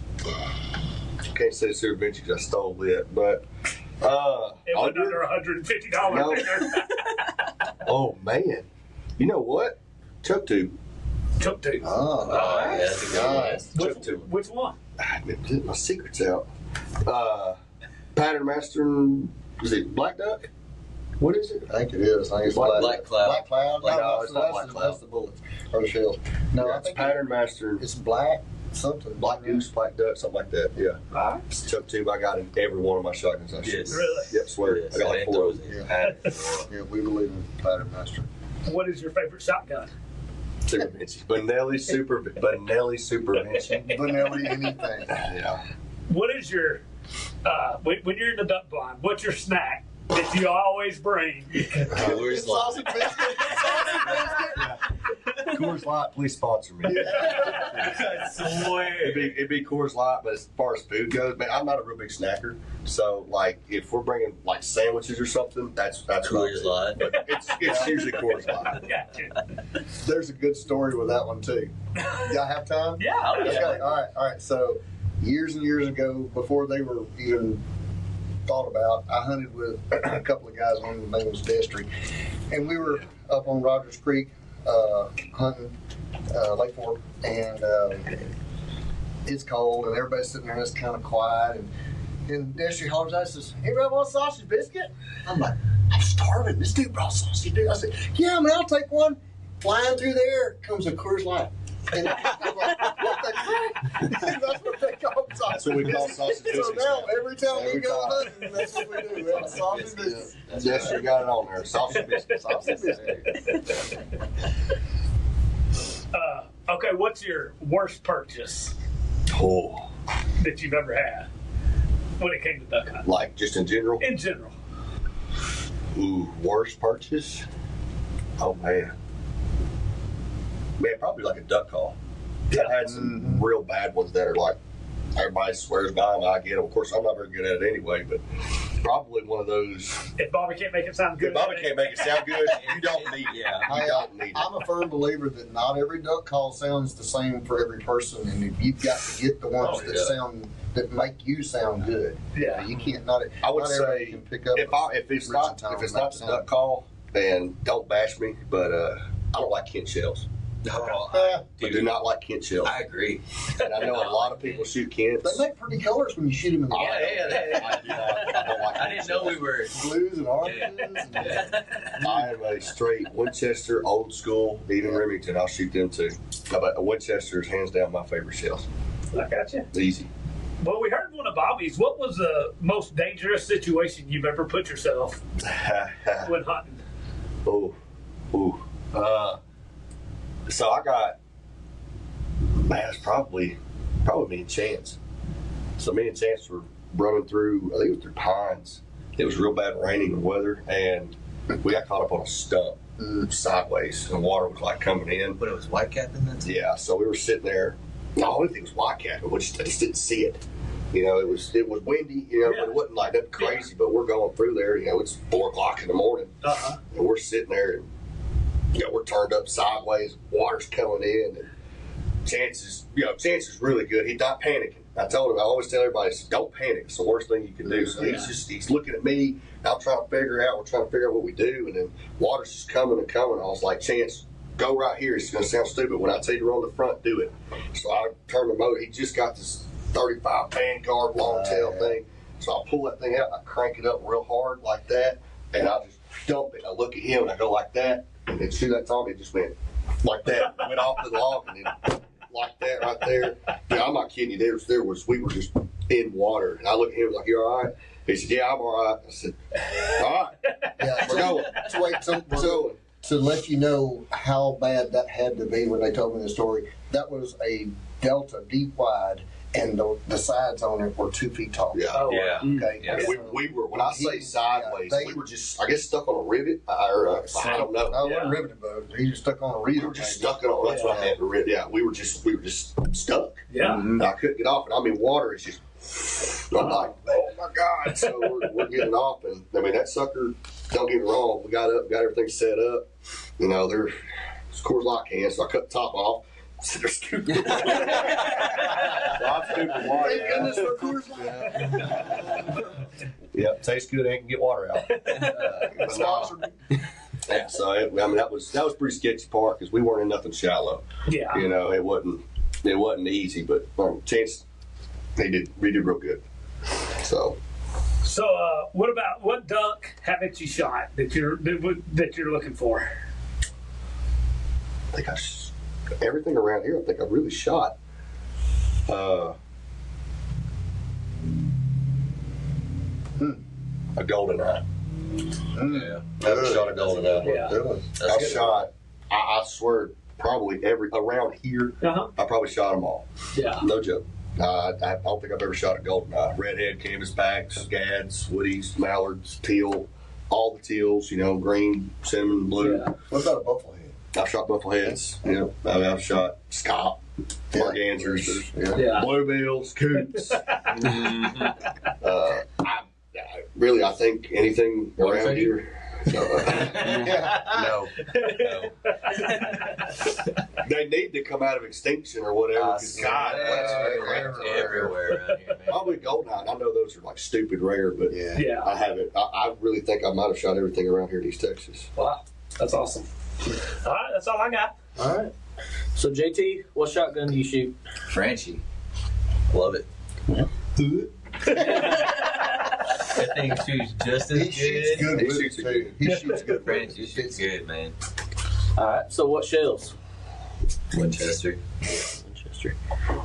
Favorite podcast or YouTube channel to listen to? This one. Absolutely. Ask me how many podcasts I've ever listened to. How many? One. Hey, there you Ask go. me how many episodes. One. One. Well, after today, hopefully 2 will be. Oh, That's right. That's right. Yep. Sure. Best purchase under 150. Ooh. How much are those heated socks? That's it. It's socks. I bought them for $60, I think, on Amazon. There you Bought go. 2 pairs. I bought his pair. Yeah. Well, And then worst purchase. First purchase. what was the name of that shotgun? The first one? That recall? That was free though. Oh, I gave that to him. That was a good gun for a long time, man. I can't say that one. You It got was a good boat paddle. Mm-hmm. Man, it'd have to be shells, and I'm really going back to the Kents because I I've got don't know if we got duds. I mean duds. Well, one of the reasons we're so down on Kent was because when Gilmer Palm went out of business, I bought like 3 cases of 3.5s and stuff like that, and they were all Kent.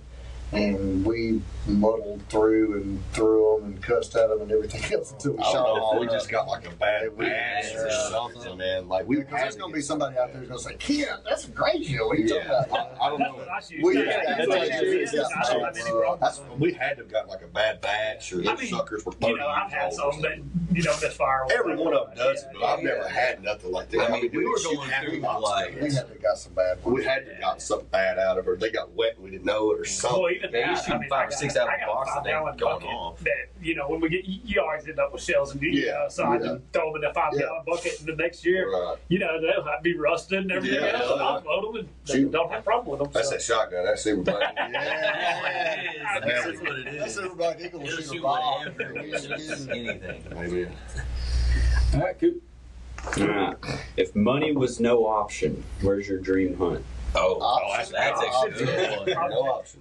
If No money were object. No object. I said no option. I would say Yeah, money's no option for you.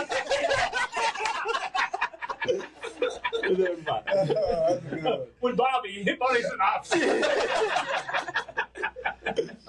Okay, so if money were no object, it would be probably a guided hunt with what was that Black Dog Duck Lodge in Stuttgart, Arkansas.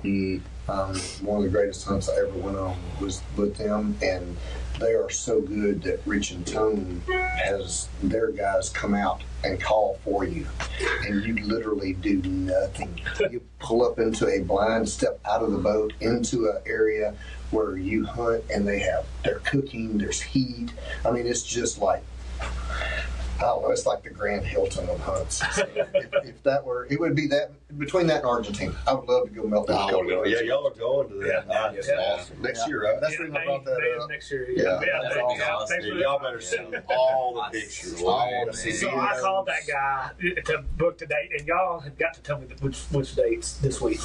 But I called to get the dates. He sent me a list of about 5 dates, but he said, when do y'all want to go? I said, well, on the website it says, just spring's the best time. He goes, man, it doesn't matter. And I said, and I go, he goes, do you know how many you want to shoot or da da da? I was like, well, I mean, a bunch is kind of what he said. Well, he said, well, I'm trying to figure out what lodge.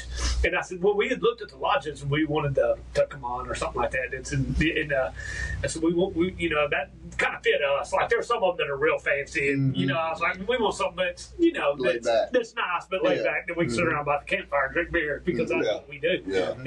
And he laughed. He said, okay. He said that lodge. He said, yeah, you'll probably shoot 40 to 50 boxes a day. God almighty. And I was like, man, I don't know that I got that in me. that 20 gauge got to look around. Yeah, at first it's like because you got a rich. Well, you can bring your gun, but man, that's just so. You're gonna melt it. Yeah, yeah, it's just so many problems. I know a guy who went on one, and he did carry 3 guns, and he said it was the greatest thing ever because when you set a gun down and you pick up another gun, it's already loaded. Yeah. They would keep them loaded for you. Yeah. And he literally did. He was a big, I think it was a Beretta guy. Yeah. And he trashed 2 of the 3 Berettas. Wow. But he was that guy that did shoot 40 or 50 boxes Yeah. a day easily. I mean, Yeah. Yeah, I would love to do that. But yeah, 20 gauge is probably what I'm gonna be right. Amen. And then from what they say, that's all you'll need. Yeah. Yeah, but the shoulders just like Oh, blue. You get the, Yeah. oh, that'd be so fun. Yep. Yeah, y'all need to take like some GoPros. Oh, yeah. And y'all can put them on your podcast. Yeah, I was about to say, you need to post those. Yeah, absolutely. Whenever y'all come back, I want to sit in here and listen to all the stories. Make a podcast about y'all's Argentina hunt. Let me sit in on it. I always want to listen. Absolutely. I'll tell you what, that's the deal. What we'll do, we'll come back, we'll let y'all interview us about the Argentina. Come on. Hey, we'll do it. I'll do it. Absolutely. It's done. Yep, absolutely. That'd be awesome. Best purchase under 150. The best purchase, well, the sock thing, but it's definitely going to be back in the day, good waiters.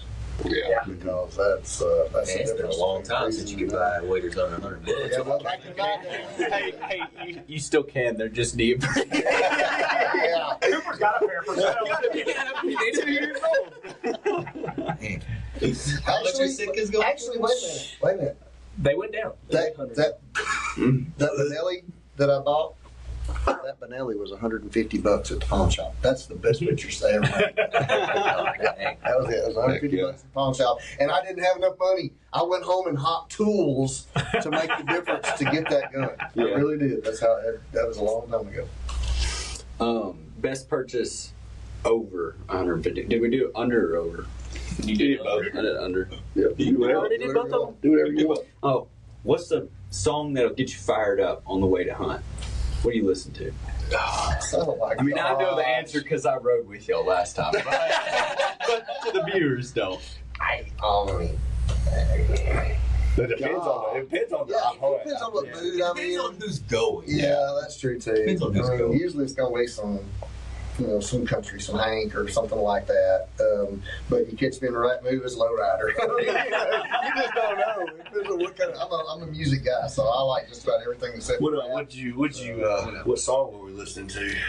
On our, Oh, it's just a bunch of old country. So, But I didn't have anything specific. I just knew the genre. it really just depends. Yeah, you go with Kendall and Trent, dude, you're liable to hear anything Oh, I know. from Hank Williams to Young Dolph. Yeah. I mean, there's no in between with them. Anything it played. Gavin Adcock, Avenged anything. Sevenfold. I mean, anything. Oh, what's the name? Got that box, the bad to the bone speaker. Oh, Frank, Turtle Box. Yeah, God Charlie. bless. Dude, I mean, we were like, we're out there and he's making call noises on it. You know, he's got all this stuff recorded. And then all of a sudden, I don't know what rap song that was. But that thing was so disgusting. I was like, Lord, I'm sorry. Yeah, It was so bad. Me and Colton and Russ are like, Frank, will you turn that shit off? Like, just play something normal, man. We don't want to listen to this. Oh my God. When we were hunting on boat art, and it was Kase wasn't on this one. It was just after Porter was born, and we were out there, and we get there real early. Get to our spot that we were trying to set up at. Guy was already set up there, so we just went and found a random spot on boat art, and all morning somebody was across the lake playing Christmas music. I got it. So Connor goes, well, we got to play something back. And so he plays rap for, I don't know, 10 minutes. And then you'll hear another boat from a different direction. Christmas music still playing. Another boat in a different direction starts playing some rap. Oh, man, this is fixing to start something. Oh, that's awesome. I just got to show you, I'm too old. Because I'd be shooting, I'd be raining on people. No! That's crazy. No, you didn't ask him the best purchase over 150. You did. I didn't think I did. No, you didn't. I thought You said under. I thought you were asking, should you ask the Yeah. question? Oh, no. Yeah, best purchase over 150. Chevrolet truck. Oh, let's see.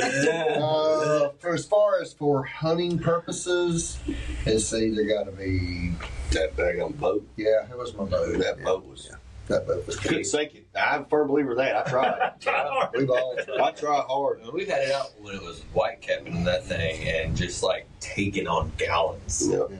You couldn't sink That boat, we literally, there was a place that we used to hunt at Sulphur River, and the only access was across the beaver dam, and on the other side of the beaver dam was a willow tree. And so you had the beaver dam, and then you had the willow tree, and Can I tell this one?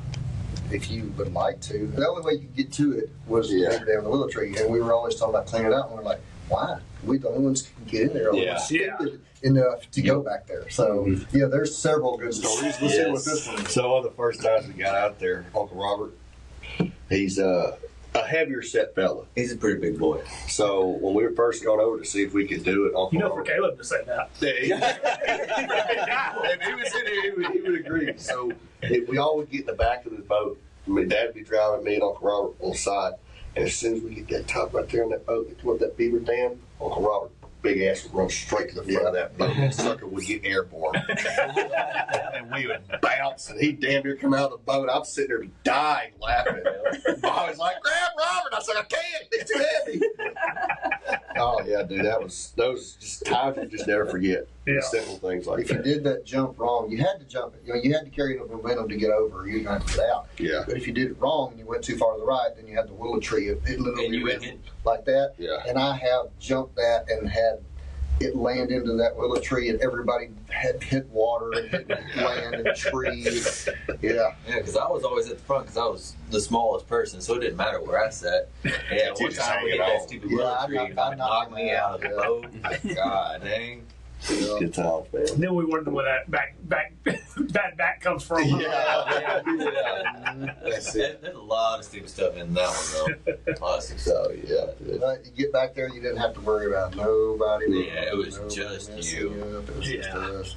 And it was still a long ride, and the only way through the buck brush was beaver trail. Maybe trail. Yep. Yeah. And literally, we would have the boat out of the water with just that longtail. That's right. I bought that big longtail because it had enough power to push that big boat through those trees, man. And once you get out into the open of the area where we hunted, it was like a lake in the middle of a lake. Yeah. You know, Yeah. oh, it was so good, Yeah. so good. You could hunt 10, 12 different spots on the body of water that we were hunting on. Yeah. Yeah. So if we set it up wrong, we could literally just move it, not have to worry about getting Yeah. Wind change. You just leave those decoys and go to the other side and throw out other decoys and hunt. Yeah. So, Yeah. That's the long tail, had a built-in paddle. As long as you just killed it, you just rode that sucker. Yeah, you couldn't do it. bad dude. Built-in paddle, swear. It was nice. You got any more? I believe if Connor was in that boat, he wouldn't think it was unsinkable. The man Connor. I mean, he's real bad boat scared. He's real bad scared of water because he can't swim. Yeah, too.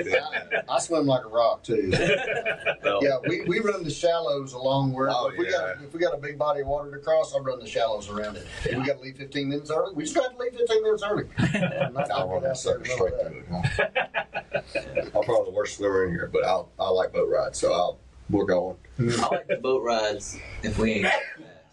We get in the bass boat with these two suckers. I swear the boat the boss got, it'll do 90. Oh, it will. It'll do 90. I got a scooter with a 300. And I can't do it. I'm telling you, I'm over here. Scooters the crap out. Bro, we're up to like 25. He's like, slow down. No, it ain't 20. Oh, dude. If we do 60, I want to slow down. 50, 55, I'm okay with. Man, we get I over like that. it. I'm like, man, when he gets to where it's hard to control, they're just like, Man. It was I'm like, like, man, these fish ain't that important to me. We fishing big bass bonanza, and Bob's like, "Oh, I can get this guy." Someone like passing by, and Kale's like, "Let's do it. Let's do it." oh, yeah. We were in it last year. We were in it last year. Me and Bob were fishing Friday, and it's real choppy. So we don't really go. We were running probably 50, nothing crazy. And this guy's Phoenix, got a brand back new to Phoenix. rooster tail. He looks over at me and goes, and I'm like, oh no, that's a mistake. I look over at Bobby. Bobby just goes. I mean, dude, we're not probably here like over there at the truck. We're just. Bobby just looks over and goes. And we go out and go back soon. Dude, I look at this speedometer, we're right around 80. That boat's, I'm just smiling ear to ear and loving it. All I had in the water was the skeg, baby. Yeah. We had rooster tail about 25 feet in the air, about 100 feet long behind us. That dude, that Phoenix off that 08 Skeeter wasn't going to be nothing. Oh, Yeah, no. yeah. He was so, I swear to you, to this day, I think that guy got so embarrassed he turned right. Yeah, he went away. Yeah, because he thought he was going to take us. Nah, Man, it was painted all them labels and spots on it. That dude would shit that boat. that boat would fly. Yep. All right, so I got one more question. Uh-oh. Alright. All right, so if you could, what's your life advice? As far as hunting goes, As far as As what? far as Just in life. anything? Motto you live by. If you could put it up on a billboard, what would it say? ooh, that's a good one. Don't take the small things for granted. Don't take small things. That's good. Oh man, you got one? I don't have a motto. I may have a life lesson, but you know it's going to be. It's God. That's all there is to it. It's God. If if you doubt in any inconsistency of the Bible, then research others. Pick up another book, pick up a Quran, pick up whatever you want to. It doesn't matter. When you get everything read, if you're in any kind of decent knowledge at all, you're going to come back to the Bible. It's going to be correct. It is the written word of God. It is correct. God is always present. He is in control. He is omnipowerful. There is no other God except for God. And if you believe in God, then the things that happen on this earth will happen to you. You'll be blessed. You won't be cursed. You'll think people have bad luck or whatever, but once you realize and once you believe, you'll realize what a blessing life really is. And then to not have to worry about what's going to happen to you after this. You know, because there's no such thing as an atheist in a foxhole. That's what they used to say. If you believe, you're going to understand what life is all about here and in the future. So yeah, that's my one word of advice to everybody on earth. The only thing that might compare to that is the greatest saying ever: happy wife, happy life. All right, buddy, top that. Man, I ain't gonna top that. Yeah, I mean, I know it's gonna sound cheesy, but man, just do the right thing. Treat others like you want to be. That's right. That's rule, baby. Do what it really is. I know everybody's always treat others the way you. It's true. Absolutely. You know, It is, absolutely. do something right. You mess up, all right, do the right thing. You know, that's it. I don't want to go out there and mess up Kate or something like that. I wouldn't want nobody doing that to me on my hunt or in life or something like that. I wouldn't want that to happen to me. So why don't I do it to somebody else? I know it sounds cheesy, but that's it. Just treat me right, I'm gonna treat you right. You know? Absolutely. That's the way the world should be. Everybody should. Even if you got differences, man, who cares? You ain't got to end something over because we like different shotguns or something stupid. You know? Yeah. Yep. That's what I can't stand about today's world. You disagree on one thing, we hate each other. Yep. Wow. Yeah. Wow. Stupid. All right. Well, Anything else? yeah, man, this was a great time. I really enjoyed the heck out of this. It's been a lot of fun. Yeah, it's been a lot of fun. I appreciate y'all coming and recording it. And I had a great time. Yeah, we really appreciate it. I feel like time is one thing that you can't really count. So we appreciate y'all giving y'all's time. Thanks for the opportunity. Yeah, it's fun. I appreciate y'all for listening. If you like what you hear, be sure to like, subscribe, share, comment, do all the things. Once again, check out our website, twistedbirdswaterfowl.com. And we appreciate y'all listening. Have a good one. See ya. Awesome. Yeah.